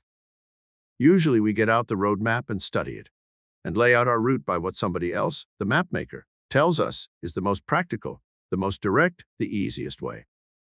Then we get reports from some automobile club as to the condition of pavements, shortcuts, points of interest, places to find food and shelter, the safe, comfortable highways to follow, all based on actual experience in driving over the route we intend to follow.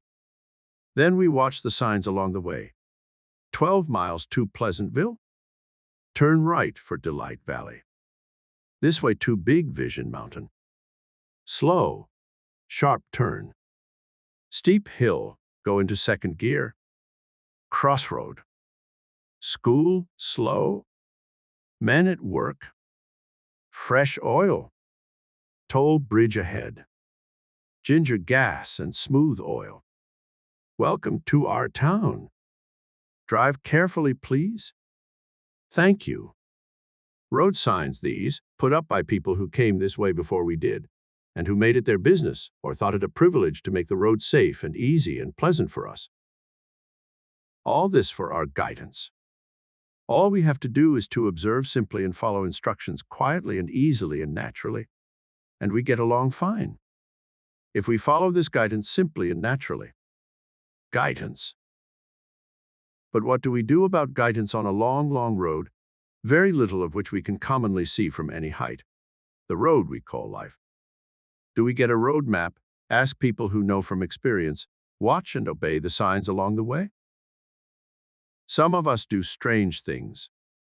Some of us spend hours, weeks, years turning over road maps, skeptical concerning their dependability.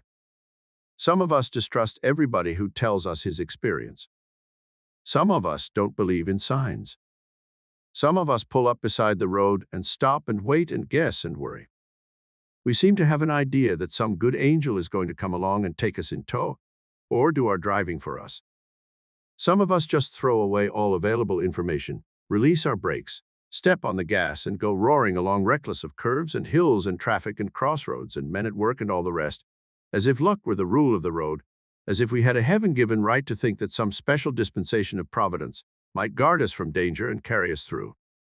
Then when things happen that we do not like, when accidents occur, or when nothing happens at all, or insurmountable obstacles oppose us, we grow sour, or bitter, or furious, or despairing, or resigned, and resent the fact that we have to travel the road at all, and abuse fate, or fortune, or God, whatever we think we believe in, for allowing us to suffer, for requiring anything of us, for putting us here in the first place. Some of us do still stranger things.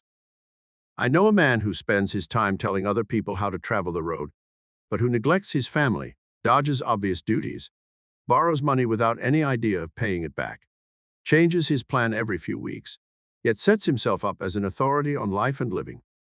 I know a woman who always picks out the hardest thing she can find to do and tries to do that, who is a martyr at every opportunity, who looks upon life as a vale of tears, who seems to think that getting to heaven is mostly a matter of dodging hell, and who considers it her duty, or right, or privilege, to meddle in other people's affairs, as if she had been divinely appointed to set them right by mixing them up. I know another man who professes to be searching for truth, but who always puts up an argument against every idea that is presented to him. I know a man who has an ambition to achieve great things along a certain line of work, but who is always waiting for more favorable circumstances, for better ideas, for inspiration, and who devotes most of his time and effort to other things. I know boys and girls who profess to believe that everything in the way of maps and directions and signs is all bunk.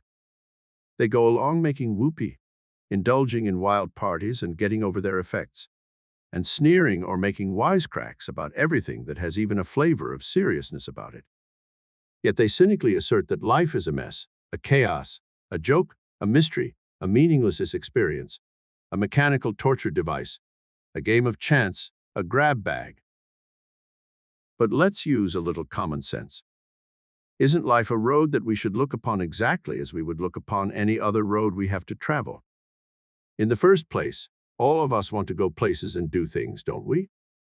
All right, that means activity on our own part. If we don't want other people to get all our rewards and have all our fun for us, we have to bestir ourselves.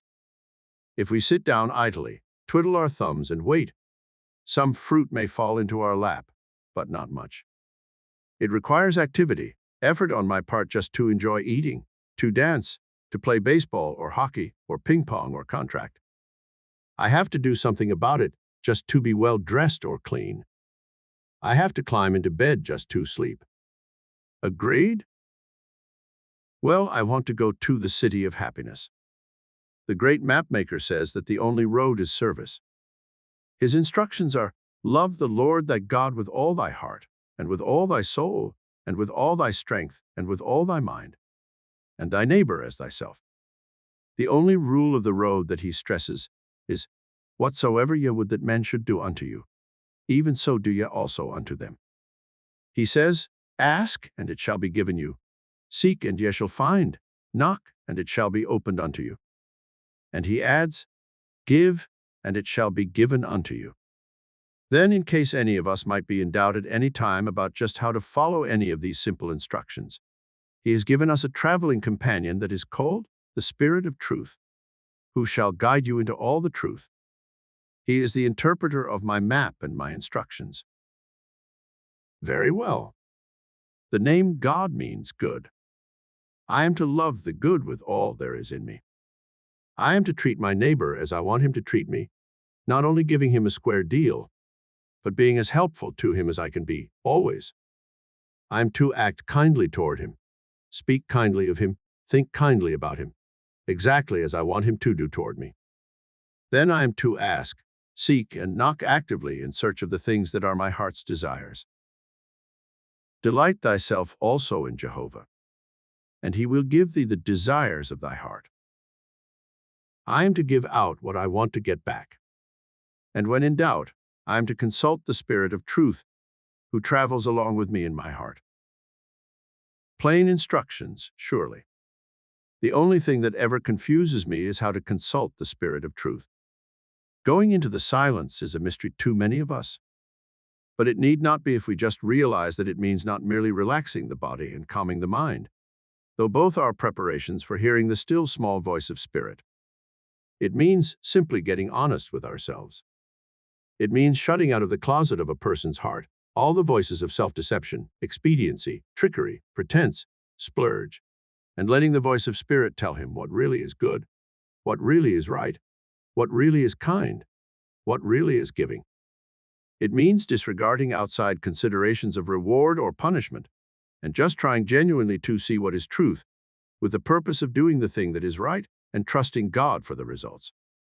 It means submitting a definite problem to Spirit for his solution, not offering argument. It is quite true that sometimes Spirit, wise traveling companion that he is, will just smile at me and say, look at your map, or review your instructions, or wait for road signs. Each and all are given me for guidance. But he will tell me the truth always, if that is what I want, about the road to happiness. Chapter 15, Successful Trusting.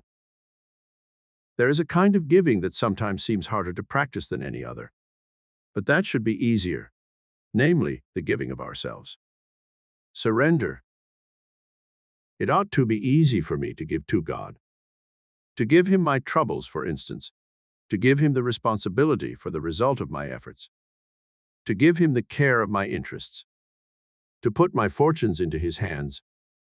To entrust him with my health. And with my hopes. It ought to be as easy as it is to give to him all responsibility for developing the seed that I put into the ground. It should be as easy as trusting him to keep the boat that I launch afloat. It should be as easy as trusting him to see that I get nourishment from the food I eat. But I find it hard to leave to God the responsibility of paying me for the work I do. I am afraid, perhaps, that somebody else besides God is going to have a good deal to say about the pay I get for what I do. Some human being who is unfair or grasping or jealous or ruthless may step in and declare that my work is not good enough, or is not of the right kind, or is not delivered in time, or should not be paid for at all.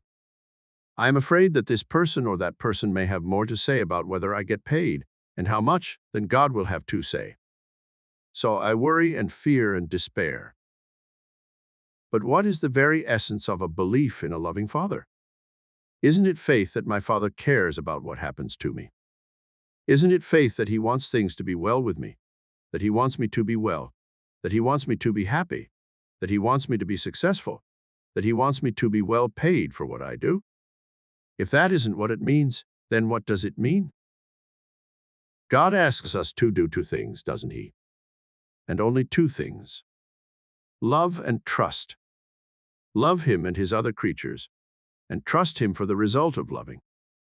What else does he ask or command me to do?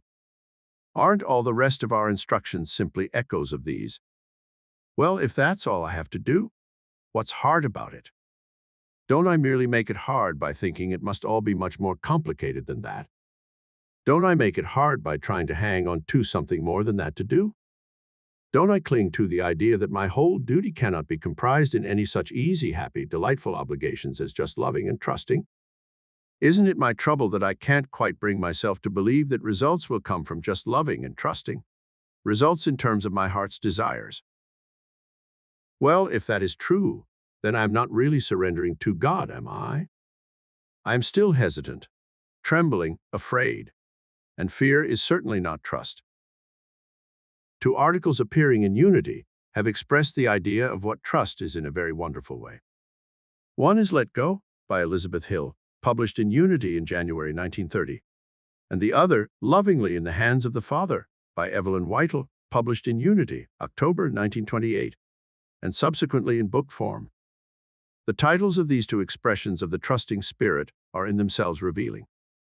Let go means just what it says. Don't try to hang on. Lovingly in the hands of the Father means putting it in His hands and leaving it there. As a matter of fact, when we have let go and left it lovingly in the hands of the Father, we have gone the whole way in trusting. There is nothing more we can do on that side. The Bible is packed full of promises of what will happen to us when we trust.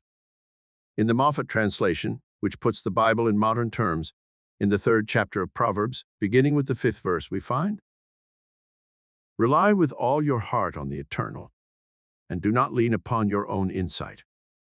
Have mind of Him wherever you may go, and He will clear the road for you. Never pride yourself on your own wisdom. Revere the Eternal, and draw back from sin. That will mean health for your body and fresh life to your frame. Honor the Eternal with your wealth, and with the best of all you make. So shall your barns be full of corn, and your vats brim over with new wine."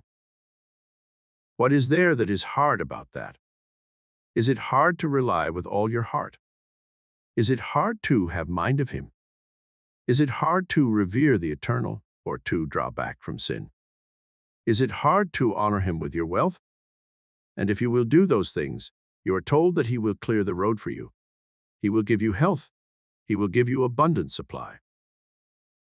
In the same version of the Bible, in the 62nd Psalm, we find, "Leave it all quietly to God, my soul. My rescue comes from Him alone. Rock, rescue, refuge. He is all to me. Never shall I be overthrown." But do we leave it all quietly to God? Do we leave it all quietly to God? Our hopes and our fears, our aspirations and ambitions, our dreads and anxieties, our cares and our obligations, our successes and our failures, our tasks and our decisions, our abilities and our inspirations. Do we? How often do you catch yourself worrying about how to talk with some person about some interest of yours that you want to interest him or her in also? How often do you fear that you will say the wrong thing or won't think of the right thing to say? How often do you worry about the effect of what you have said or done, or left unsaid or undone? Have I made a sale? Have I won a friend? Have I persuaded an opponent? Have I made an enemy? Does that person like me? Will this person slander me? Shall I get credit for this piece of good work? Shall I be unfairly blamed for that? Shall I have enough money to pay my expenses next month, or next week, or tomorrow, or tonight? Can I afford to help this beggar? Can I take that vacation trip? Have I made a fool of myself? How can I meet this stranger? What do people think of me? How can I face this disappointment? What if so-and-so happens? Am I going to take cold? How can I stand that noise? Oh, if I were only anywhere else than here. Why haven't I the opportunity that this man has, or this woman? Why wasn't I born with outstanding ability? Is there really a God? Does He really care for insignificant, unworthy, worthless me? Are these the questions that are constantly seething in our mind? When we turn over and over such thoughts as these, or thoughts like them, what are we doing? Well, whatever we call it, it certainly is not trusting, is it? Wouldn't I say, if I really were trusting, leave it all quietly to God, my soul? Real trust means going all the way, leaving it quietly to God. An old book called The Christian Secret of a Happy Life by Hannah Whittle Smith has an inspiring thought in it. Trust, to that author of beautiful thoughts, means complete abandonment. Complete abandonment of all interest to God. She says that we should pay no attention to how we feel about it. Emotional sensation, as we might call it, has nothing to do with it. We just trust, that's all. We leave it all quietly to God. We abandon our interest to God's care. And since He has said that He will look out for them and keep them safe and forward them for us, why they will be looked out for, kept safe, and forwarded no matter how we happen to be feeling about it. If I had some money to deposit in the bank, would it make any difference so far as the safety of that money is concerned, whether I happen to feel enthusiastic or a little low at the moment when I deposited it? Well, what difference does it make how I feel when I deposit all my cares with God, so long as I deposit them? The secret of successful trusting, letting go, lies in leaving it lovingly in God's hands, in relying with all our heart, in leaving it all quietly to God doesn't it? In abandon, no matter how we feel. Try it. One sure thing is that it is the secret of peace. It is the secret of efficiency. It is the secret of power. It is the secret of achievement up to the limit of our possibilities. I can only do my best when I have peace of mind. I can have peace of mind only when I stop worrying. I can stop worrying only when I have hope. I can have hope only when my interests are safe, and my interests are safe only with God. Chapter 16. Good Bad News. Bad news is what seems to upset us most in our efforts to live a triumphant life. We try to fulfill the conditions we think God lays down, and then we begin to look forward to receiving the promised blessings. When the particular thing we hope for does not materialize at the particular time we hope to get it, we get disappointed and disheartened, rebellious or frightened, and in a panic we turn away from our faith and grasp at doubt, as if doubt were a refuge when faith fails. I knew a man who had a fine position in New York. He was the editor of a fiction magazine, a position he had always wanted to have, and his salary was better than any other salary he had ever had. He lived in a suburb, had a very comfortable house to live in, and nice furniture and congenial neighbors and many interesting friends.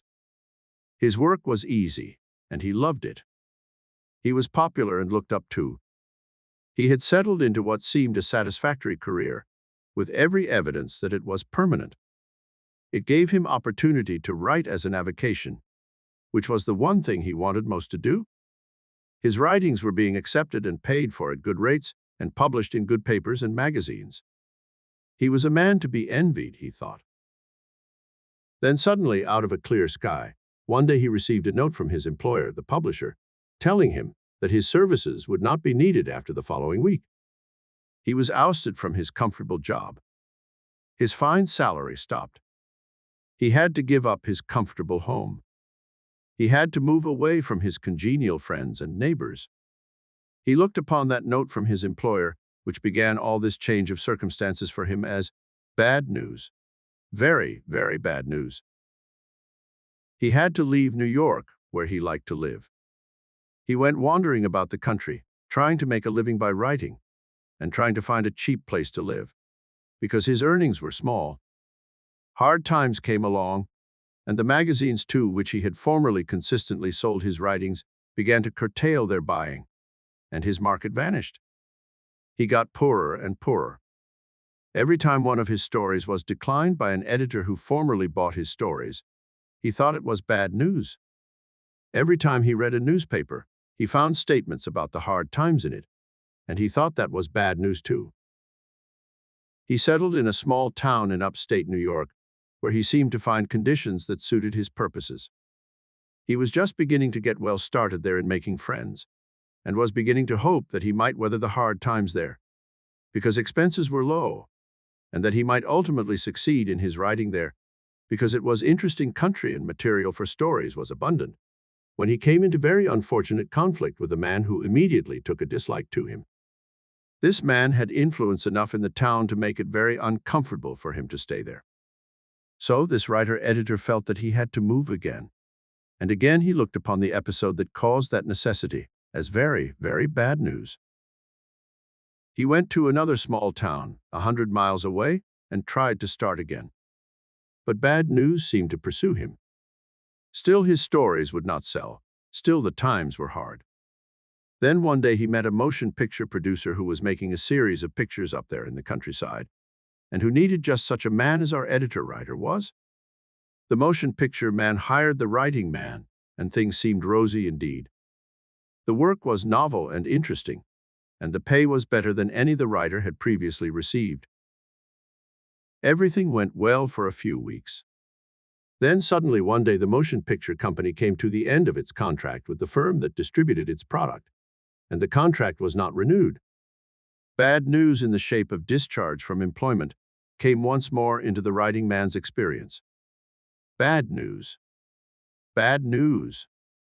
But the motion picture producer gave the writing man a letter of recommendation, which he took back to New York, where he got into another motion picture company. Presently his salary began to increase, and his authority to rise, and his position to become more important.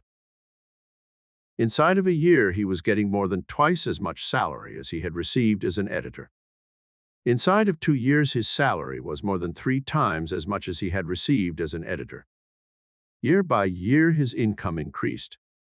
In 3 years, his income had multiplied to 5 times its original proportions, and when 6 years had passed, his income was nearly 10 times that which had been paid him in the position from which he had been discharged. Now, all other questions aside, where was the bad news? If he had not been discharged from his comfortable editorial berth, he would not have been footloose. If he had not been forced to reduce his expenditures, he would not have gone to the country. If he had not been virtually driven out of one town by the ill will of an enemy, he would not have gone to the town where the motion picture company was at work. If he had not failed to sell his stories to the magazines, he would never have taken a first job in the movies, and if the first job in the movies had not come suddenly to an end, he would never have gotten the later bigger ones. Bad news. What is bad news? This sounds like a chapter of accidents, but its meaning seems fairly clear. Bad news may not be bad news at all. It may be good news. It depends on how you look at it. It depends on how long you look at it. It depends on what you do with it, what you do about it. Instead of taking news that disappoints us or postpones events for which we are wishing as bad news, why not look more closely to discover just what it means? Why not take it for granted that it is good news? Good bad news, we may call it, if we are permitted to be whimsical. Why not take it for granted that all news is merely directions for the road that we want to travel? When you are driving cross-country, you come to a stop sign. You don't think that is bad news, do you? Of course it isn't. It is merely the best way of telling you that you have come to a highway, where the best way to avoid an accident is to stop till you are sure the road is clear for you to go ahead. Or you come to the top of a steep hill, and the safest thing to do is to go into second gear and go down slowly. Or maybe you have come upon a detour sign. Is that bad news? Maybe it seems so sometimes. But it simply tells you that a side road is the best way to get where you want to go. The detour and the stop may seem to delay you, but not so long as getting stuck in mud or sand, or turning back from a washed-out bridge, or having an accident would delay you. So the signs are good bad news. A large part of the news we get seems bad to us at first. But if we will look upon it as good, it will turn out to be good. There is all old saying, it is an ill wind that blows nobody good. It might be changed to read truthfully, it is an ill wind that does not blow good in the end. Paul says, overcome evil with good. Did you ever think of overcoming bad news with good, that is, by just seeing it as good news from the start? Surprising good news sometimes, of course, but nevertheless good. You will be astonished how suddenly and surely all bad news will be transformed into good news when you are determined to see it that way. Someone has said that we should look upon every event in life as a heavenly messenger, sent direct to us to show us the way to go, or what to do to realize our heart's desires. That is one of the wisest and best of all sayings. Calling these messengers or messages good bad news is just a way of making the idea arresting, thought-provoking, memorable. It doesn't matter what we call news if we see it as good. No matter what the news is, if the weather mall says rain, if the letter that we looked for does not come, if the decision is against our hopes, if the bank fails, if the doctor shakes his head, just stop, look, and listen, and the real meaning of it will show itself. Bad news? What shall I do about it? Get still and think about it quietly. Intuition and inspiration will surely throw light upon it that will transform its whole appearance, that will open it up in beauty as the sun opens a flower. Chapter 17. Harvest. What will you have? Quoth God. Pay for it and take it, writes Emerson in his essay on compensation. And again, men suffer all their life long under the foolish superstition that they can be cheated. But it is as impossible for a man to be cheated by anyone but himself as for a thing to be and not to be at the same time. There is a third silent party to all our bargains. The nature and soul of things takes on itself the guarantee of the fulfillment of every contract, so that honest service cannot come to loss. If you serve an ungrateful master, serve him the more. Put God in your debt. Every stroke shall be repaid. The longer the payment is withholden, the better for you, for compound interest on compound interest is the rate and usage of this exchequer. Other sages have said the same thing in other terms. But always the tenor of the teaching of great students of life is that you shall be recompensed for what you do in terms of your heart's desire. Somewhere else Emerson says something to the effect that the good man cannot escape his good. In the 3D chapter of Proverbs, Solomon bears witness. He blesses the good mall's dwelling, and wise men come to honor. In the 4th chapter, the course of good men, like a ray of dawn, shines oil and onto the full light of day. In the 10th chapter, the Eternal never stints an honest man, and the hopes of good men end in bliss. In the 11th chapter, the path of a right-minded man is cleared by his own goodness, and the good man is brought safe out of adversity. I quote from Moffat's translation, because the words in modern language become suddenly striking sometimes, when passages from the older version seem overfamiliar. Quotations could be multiplied almost endlessly. Besides the ones I have mentioned, there are many more in succeeding chapters of Proverbs. There are many in the Psalms. Moses said the same thing, as did Isaiah. So did the ancient writers of the Vedas and Confucius and Lao Tse. In one form or another, all the sages of all the ages have told us that God wants us to have what we desire. How do they, or did they know? By experiences, of course, by observation, by revelation. Just as we can know if we will fulfill one condition. As Kingsley said, be good, and let who will be clever. That's the single condition of our finding out. We don't have to take Emerson's word, or Solomon's, or Lao Tse's. The proverbs of a people always contain the distilled wisdom of its great men. No proverb that is not true can live very long. Be good and be happy is a proverb. It has been ridiculed endlessly, but it is still alive because it is still true. It is a demonstrable axiom.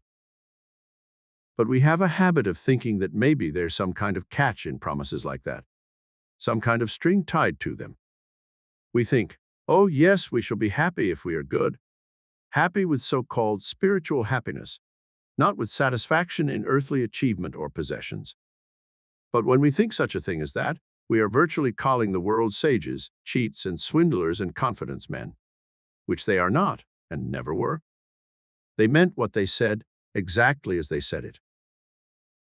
Cowards have twisted the old promises and explained them and perverted them, and hedged them about with ifs and ands and peradventure s and maybes and perhapses, because they have not dared to claim these promises for themselves, because they have not wanted to fulfill the conditions, because they shrank from committing themselves, because they feared the sneers of doubters and skeptics. Sometimes even preachers in the pulpits of our churches sidestep the promises, dodge any statement of belief in them, undertake to explain that they do not mean what they say, that they mean something else. But the honest man who reads the Bible with clear eyes and an open mind cannot escape the fact that it is packed with promises of recompense for plain goodness in terms of his heart's desires. Ask whatsoever ye will. Whatsoever ye shall ask in my name, we shall reap if we faint not. Whatsoever he doth shall prosper. Take the good book and thumb it over with some notion that it actually means what it says, that it records the genuine experiences of men with God. You will find that it sets forth what we could say with all reverence in modern parlance is a square-shooting God, a God of his word. But better even than thumbing through the Bible is putting it to the test. Have you ever tried making a soft answer to an irate traffic officer? Have you ever tried doing the fellow a good turn who has been trying to injure you? Have you ever tried promoting the interests of a rival? Have you ever let the other fellow have the credit that rightfully belonged to you? If you have, can you honestly say that so-called spiritual satisfaction is the only recompense you have received? That's a challenge. Answer it. Not to me, of course, to your own heart. Do you know why we sometimes think no reward comes from doing right? Just plain right, without regard to anything else. It is because we look for some immediate return from the person or persons who receive the benefit of our act or acts. That's why we take too narrow a view. We forget about the bread cast upon the waters, we overlook the dollars and cents value of reputation, of repeat business, of the satisfied customer, of commercial credit. The fact is that very seldom does the return come from the person we have benefited, or on the day of the benefit, or in the same form as the right deed. If for no other purpose, some of us should keep diaries to record our efforts to do right and the course our lives take subsequently. Sometimes the results are as obscure as some of the workings of nature. Snow melts on a mountain top, and somewhere miles below bubbles up a spring. The glacier deposits soil that someday becomes a fertile countryside. A beetle we look upon as a nuisance destroys an unrecognized parasite pest. I trust in the Lord and do good today, and tomorrow in some emergency he directs my paths. I am merely kind today, and tomorrow somebody does me a special favor that more than balances the scales. If not tomorrow, maybe next week, maybe next year. But somebody objects. Next year is too long to wait. Why so? In the morning sow thy seed, and in the evening withhold not thy hand. For thou knowest not which shall prosper, whether this or that, or whether they both shall be alike good. If I want my good to be a steady inflowing stream, I must keep on doing good steadily. I should be a merchant of many enterprises, all going at once, and all eventually bringing back their meed of profit. Living is a marvelous enterprise. Right living brings a marvelous return, even during depressions. In the bright lexicon of truth, there is no such word as depression. God is no trickster. He is as honest with you and me as we are with ourselves. Yes, and much more honest. Basil King, in his Conquest of Fear, calls him the greatest of all paymasters, and says, "He pays me, and he pays me well. He will not fail to pay me." And God's standard of reward is abundantly above all that we ask or think. Spiritual reward. Certainly. That's the best part. But with all these things added, I think I have written elsewhere that it sometimes seems to me we ought to reverse our usual procedure. Instead of trying to provide material things for ourselves and leaving God to look after our spiritual affairs, we should attend to our spiritual affairs and let God take care of our material interests. Is not that exactly what he asks us to do? Isn't that what Jesus meant when he said, "Seek ye first his kingdom, and all these things shall be added, and your heavenly Father knoweth that ye have need of all these things"? O ye of little faith? Do you think God delights to befool you? Answer that. Not to me, in your own heart. Well, if not, then why not try this? Bring ye the whole tithe good deeds into the storehouse, and prove me God now herewith, if I will not open you the windows of heaven and pour you out a blessing. that there shall not be room enough to receive it. That's a challenge too. Why not take it up? Then you won't need to be guided by the sayings of other wise men. You yourself will be wise. You will know. Chapter 18. My own will come to me. All my life I have known in a vague way that getting money is the result of earning it, but I have never had a perfect vision of that fact till recently. If I give to anybody service of a kind that he wants, I shall get back the benefit myself. If I give more service, I shall get more benefit. If I give a great deal more, I shall get a great deal more. But I shall get back more than I give. If I give more to my employer than he expects of me, he will give me a raise, and on no other condition. What is more, his giving me a raise does not depend on his fair-mindedness. He has to give it to me or lose me, because if he does not appreciate me, somebody else will. But this is only part of it. If I give help to the man whose desk is next to mine, it will come back to me multiplied, even if he is apparently a rival. What I give to him, I give to the firm, and the firm will value it, because it is teamwork in the organization that the firm primarily wants, not brilliant individual performance.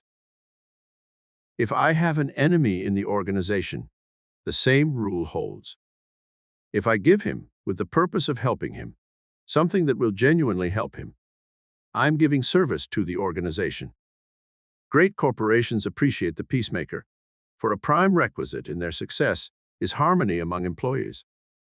If my immediate boss is unappreciative, the same rule holds. If I give him more in advance of appreciation, he cannot ultimately withhold his appreciation and keep his own job. The more you think about this law, the deeper you will see it goes. It literally hands you a blank check, signed by the maker of universal law, and leaves you to fill in the amount and the kind of payment you want.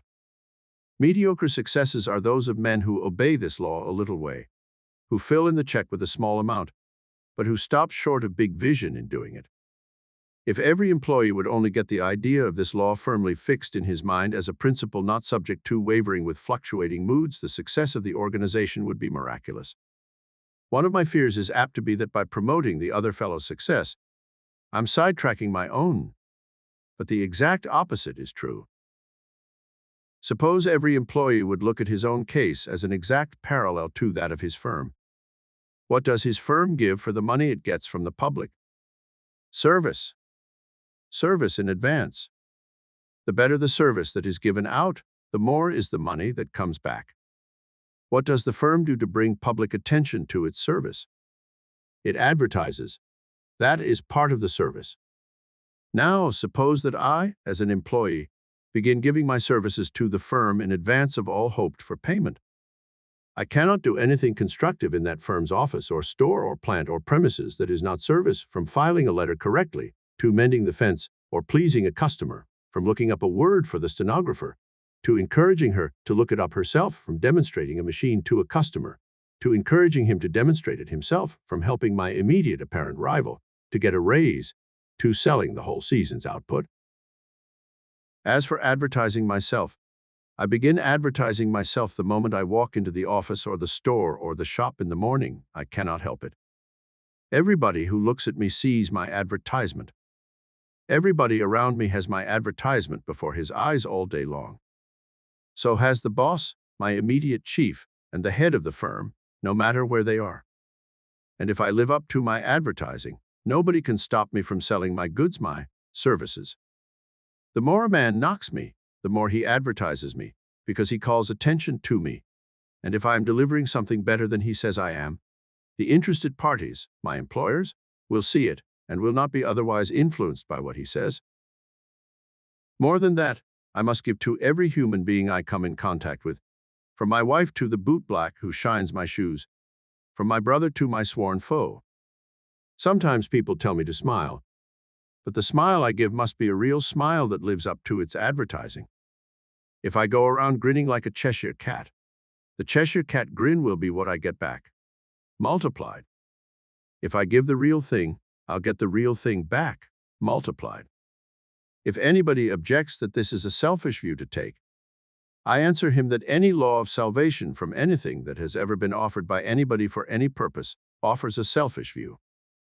The only unselfishness that has ever been taught truly is that of giving a lesser thing in the hope of receiving a greater. Now, why am I so sure of this law? How can you be sure? I have been watching it work. It works everywhere. I believe you have only to try it and keep on trying it, and it will prove true for you. It is not true because I say so, nor because anybody else says so. It is just true. Theosophists call it the law of karma. Humanitarians call it the law of service. Businessmen call it the law of common sense. Jesus Christ called it the law of love. It rules whether I know it or not, whether I believe it or not, whether I defy it or not. I cannot break it.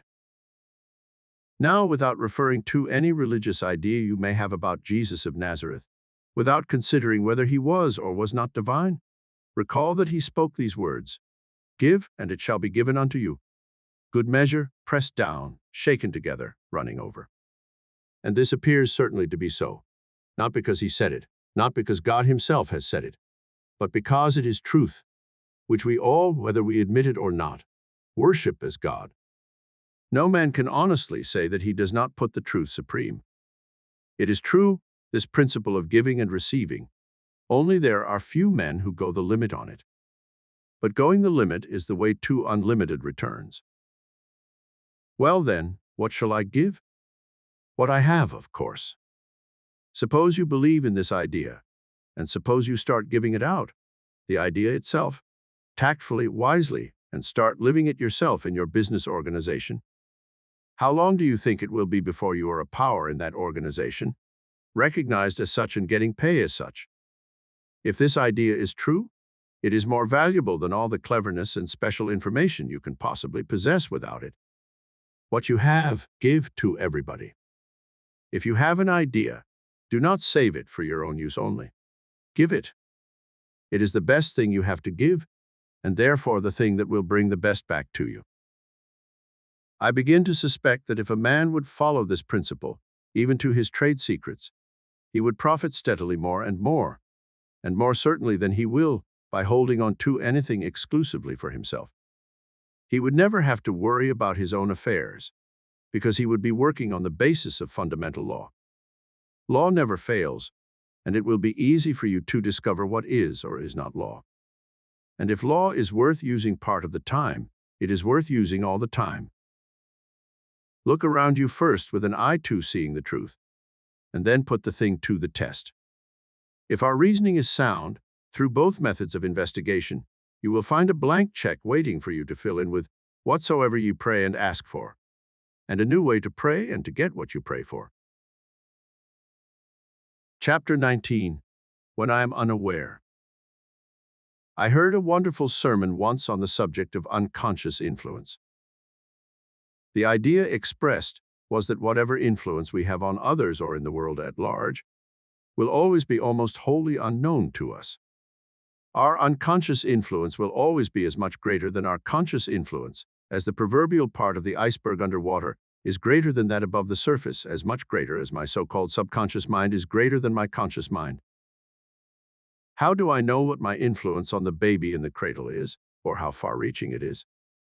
It may affect him profoundly and extend on throughout his whole life, for good or ill. My harsh word to his mother may lay the foundation for his attitude toward her, toward all women. My love for her, expressed, may set his standard for all his years. I think he is too young to take notice of things. But that is not true. Child specialists have said that a human being's character is largely formed before he is 3 years old. What part has my unconscious influence in forming it? How do I know what my influence is on the young man or the young woman who works for me, who applies to me for work? Are these two not affected by my encouragement or my coldness? Are they not inspired or embittered by what I say, by my manner, by my very attitude? How do I know what my unconscious influence is on the clerk who waits upon me in the store? Is he or she indifferent to my captious fault-finding or my appreciation of good service? What about the gas station attendant? Is he influenced by my indifference to his efforts to please me, by my word of thanks? What about my grocer, my barber, my bootblack, my chief clerk, my stenographer, my office boy?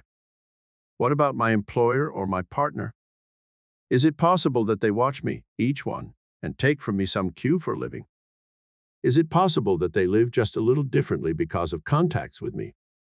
Is it possible that I make them a little more miserable or a little more hopeful and happy because I pass their way? It has often been said that you can tell what a man's mood is by the way he blows the horn on the car. He is impatient, he is arrogant, he is ugly, he is courteous, he is considerate, he is kind. Can he tell what I am like by the way I blow my horn? Of course he can. He is just as intelligent and as open to impressions as I am. He is just as susceptible to passing influence. How am I affected by other people's unconscious influence? Why some people have affected the whole course of my life without being aware of it at all. There was the teacher in primary school or kindergarten who chose me to do an errand for her because my hair was brushed. There was the cousin who told me my nose was atrociously big. There was the crowd that laughed when I ran after a foul ball that flew up over my boyish head as I watched a high school game and muffed it. There was the drunken man who passed my home when I was 5 and staggered along with 1 foot off and 1 foot on the sidewalk. There was the man with the broken arm who sat and let the doctor set it, laughing and telling stories throughout the operation, while I watched in awe and admiration. There was the employer who always stopped talking when I burst in with something I wanted to say. There was the young man who kissed his father after a separation and was unashamed of affection before a hotel crowd. There was the college professor who gave me a second examination after I had flunked because he knew I could pass. There was the father who taught me to shovel the snow off the walk clean so that nobody else would have to sweep it after me. There was the mother who forgave me for lying to her and made me everlastingly ashamed of being untrue. There was the wife who believed in my ability to make good when I was apparently failing. There was the rival who quit in my favor and congratulated me on my success. There was the workman who admired my wonderful dad and made me appreciate him. There was the sister who thought I was much more generous than I am and made me want to live up to her opinion of me. Some of these people perhaps tried to influence me a little. None of them realized how deep their influence went, and how after all the years I remember and am spurred to new efforts because of those memories. Do you ever wake up in the night and remember the contacts of the day, or the contacts of yesterday or last year, or of childhood? Do you think those memories have no influence on you? Do you think the other people involved know that you are still thinking about those contacts with them? What do you suppose those people got out of the contacts with you? Do you know? Of course you don't. You think that they forget you. Well, they don't. They are just like you. They wake up in the night and think. Their hearts go down or their spirits rise because of something you did or said or looked, just as your courage ebbs or flows because of something they gave you. A word, an act, a glance, an attitude, a sigh, a laugh, a sob, a mean trick, an act of self-sacrifice, one of yours, was stamped upon their hearts and souls. Something you did, something you said, something you were, now makes them set their teeth and clench their hands, or shrug and laugh, or cower and shrink, or give and give. Think not. Well, you are much more important then than you know. God put you where you are to be a channel for His messages to somebody, to everybody, to all around you. You can't live and breathe and work and play without influencing the people all around you. Would it not be marvelous if that influence could only be a help and an inspiration always? How could you make it so?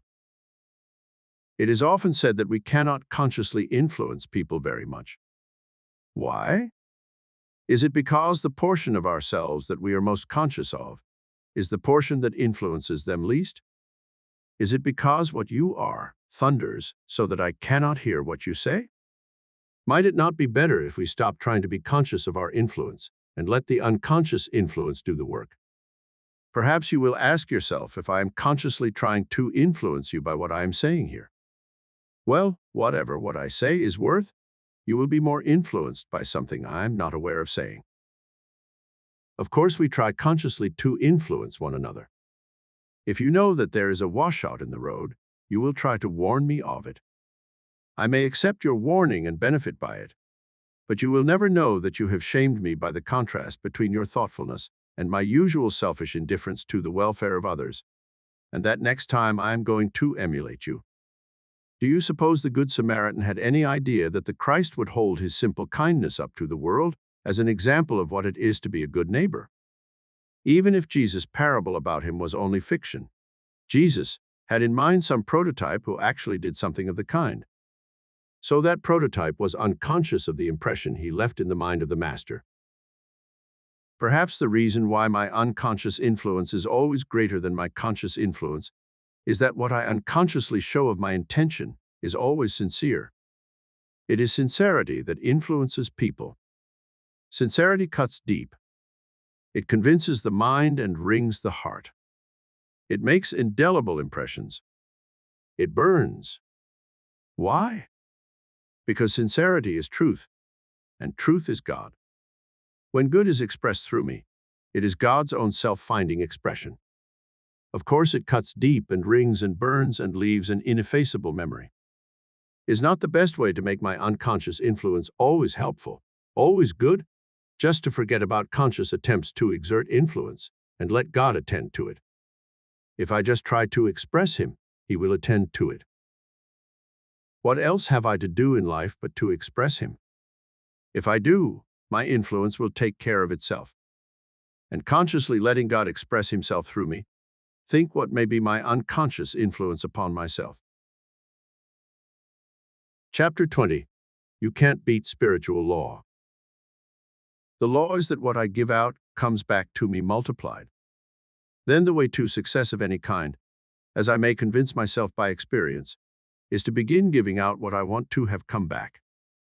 If I have no money, obviously I cannot give money. But money is the mere symbol of service, and I can always give service of some kind.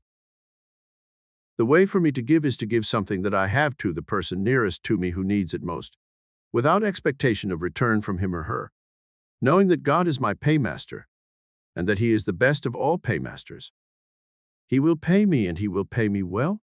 He will not fail to pay me, writes Basil King. He will begin paying me when I begin working exclusively for him.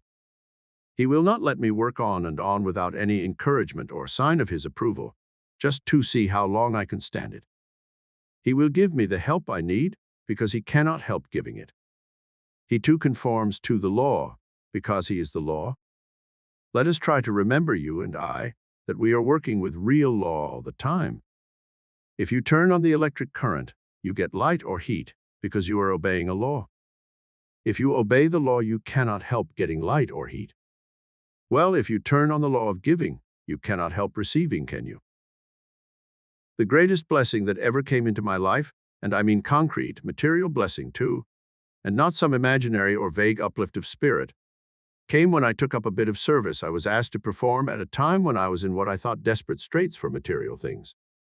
It looked as if there was not a chance in the world that any money would come to me as a result of this service. It was not a service for which money is paid. I have never been paid for it in money. As I continued in the service, I did not see that it produced any opportunity to get money. All that it produced was the opportunity to give more unremunerative service. Plenty of people were willing to have me serve them in certain ways. But I had made up my mind that giving was the way to receiving, and I had the sense to stick to it. Or I may better say, I was led to stick to it simply because I was trying to find out how to obey the law. I thought it was not going to pay. I was accustomed to saying that I had tried everything and that nothing produced for me, and I grew discouraged and desperate. But all the time I got along. I was taken care of, in what I thought little ways and ways that did not satisfy me, to be sure, but I was encouraged to go on serving. Emerson says, "If you serve an ungrateful master, serve him the more. Put God in your debt. Every stroke shall be repaid. The longer the payment is withholden, the better for you, for compound interest on compound interest is the rate and usage of this exchequer." I read that over and over and learned it and repeated it and thought it and believed it. Then I learned by heart what Jesus says, "Give, and it shall be given unto you." And I repeated that, and repeated it, and believed it, and stuck to my giving everything I had to the thing I was called upon to do. I am not setting myself up as a model for you. I am simply telling you about a method that did for me what you want done for you. It is like repeating to you a recipe for bread that I once found made good bread, and telling you that it will make good bread for you also if you will follow it exactly. This was my experience when I began to give service. Presently, things began to come to me in unexpected ways, from sources that to all appearances were entirely unconnected with the work I was doing, and I began to get fulfillment of my heart's desires. I cannot detail all the things that happened to me, but I can tell you this: I found that the way out of an individual trouble is exactly what Jesus says it is. Why not follow it just as carefully as you would follow a bread recipe? That is, put in all the ingredients in full measure. For with what measure ye mete, it shall be measured unto you. Just let go of worry and believe that the law is going to work. It is, because when people are really willing to do all they really know as their share, if it is law, it never fails to work. Let us apply the principle. Does not your own experience teach you that it will prove itself? If you want a job, begin giving service somewhere along that line. Let us see. God says that if you will commit your ways to Him, He will direct your paths. If you do not know what vocation you should be in, give your services along any line, and your particular line will open to you. Whatsoever He doeth shall prosper. So you will find everything that your heart desires: health, money, friends, success, the development of your talents, home, prosperity, love, happiness. For God, if He is law, does not stint anybody. God is the law of love, and He loves you. He sets you the example that He wants you to follow. He gives lavishly, regardless of return, patiently, joyously. Suppose we try His method. Imitate God. He knows how to obey His own law, because He is the law itself. I do not mean to preach at you. As a matter of fact, I am merely rejoicing on paper that this is all true, and that it has been given me to find it out. The blessing of finding it out came through practicing the law of giving and receiving at a time when I seemed not to have a thing in the world to give, except an idea or two that I thought somebody else might use. I mean to continue to practice the application of this law, just as I practice paying my fare on the trolley line, knowing I shall get a ride. Both laws work in the same way. They do. And they never slip up, if I may use such an expression for the sake of emphasis. Never. Never. They cannot. Things are made that way. Seeds grow to plants when they are planted. All the service that you give out brings its return. These are your planting. Deeds, words, thoughts, everything. Chapter 21. Now is the accepted time. Be ye therefore perfect, Jesus said. That seems a hard saying, doesn't it? Because we look upon perfection as a goal so far beyond us. But He added, even as your Father which is in heaven is perfect. Isn't this the clue to our approach to the ideal? If we let God express Himself through us, will the result fall short of perfection? The Father abiding in me doeth His works. There is a fragment of a verse somewhere that says, having done all to stand. Doesn't that mean that, having let go and placed our problem lovingly in the hands of the Father, leaving it all quietly to God, we shall find ourselves arriving at contentment, happiness, peace. And the greatest of these is peace. With worry forgotten, anxiety stilled, and fear forever done away with, what can heart desire beyond the resulting peace? Peace is the secret of achievement, the root soil of love, the prerequisite of union with the indwelling Christ. When human hearts know peace, they overflow with joy. Peace is not mere passivity, resignation, inactivity. It is utter well-being, conscious and unconscious. Peace is heaven. Must we wait till the world is at peace, till crime and war and sin vanish from the earth, before you and I can have peace? Certainly not. Peace is an atmosphere of the heart, a state of the individual soul, and has nothing to do with environment or circumstance.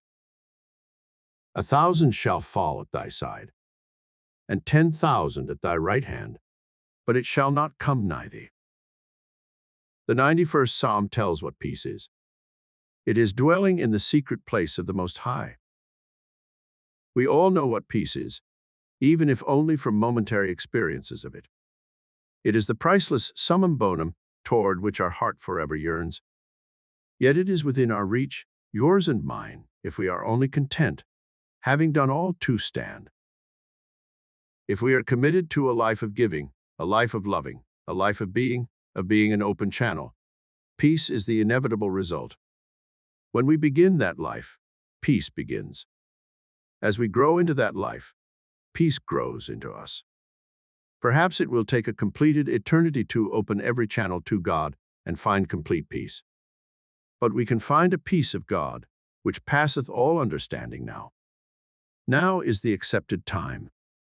It is the accepted time for beginning to live, for beginning to love, for beginning to give, for beginning to enjoy. Everything God asks of us, everything God promises us is for the eternal now. We think it will take time, at best, to get what we want. How long would it take to become galvanized if you should take hold of a live wire? God is a live wire, and heaven is the current that flows through him. Does it shock you to think in such simple terms of God? Why? Isn't electricity one of the manifestations of God's power? God tells us to think simply as a child. But, you say, not all of God's laws work instantaneously. We are told about planting and waiting for the harvest. That illustrates one phase of working with God. I spoke of the live wire to illustrate another phase. Time concerns matters of material earthly things. For food and clothes and houses and money I may have to wait a while. But for the big things I do not have to wait at all. If I begin really to work with God, the instantaneous result is love. If I really actually leave all results quietly to God, the instantaneous result is peace. The instantaneous result of peace is joy. What do I think food and clothing and houses and money will give me anyway?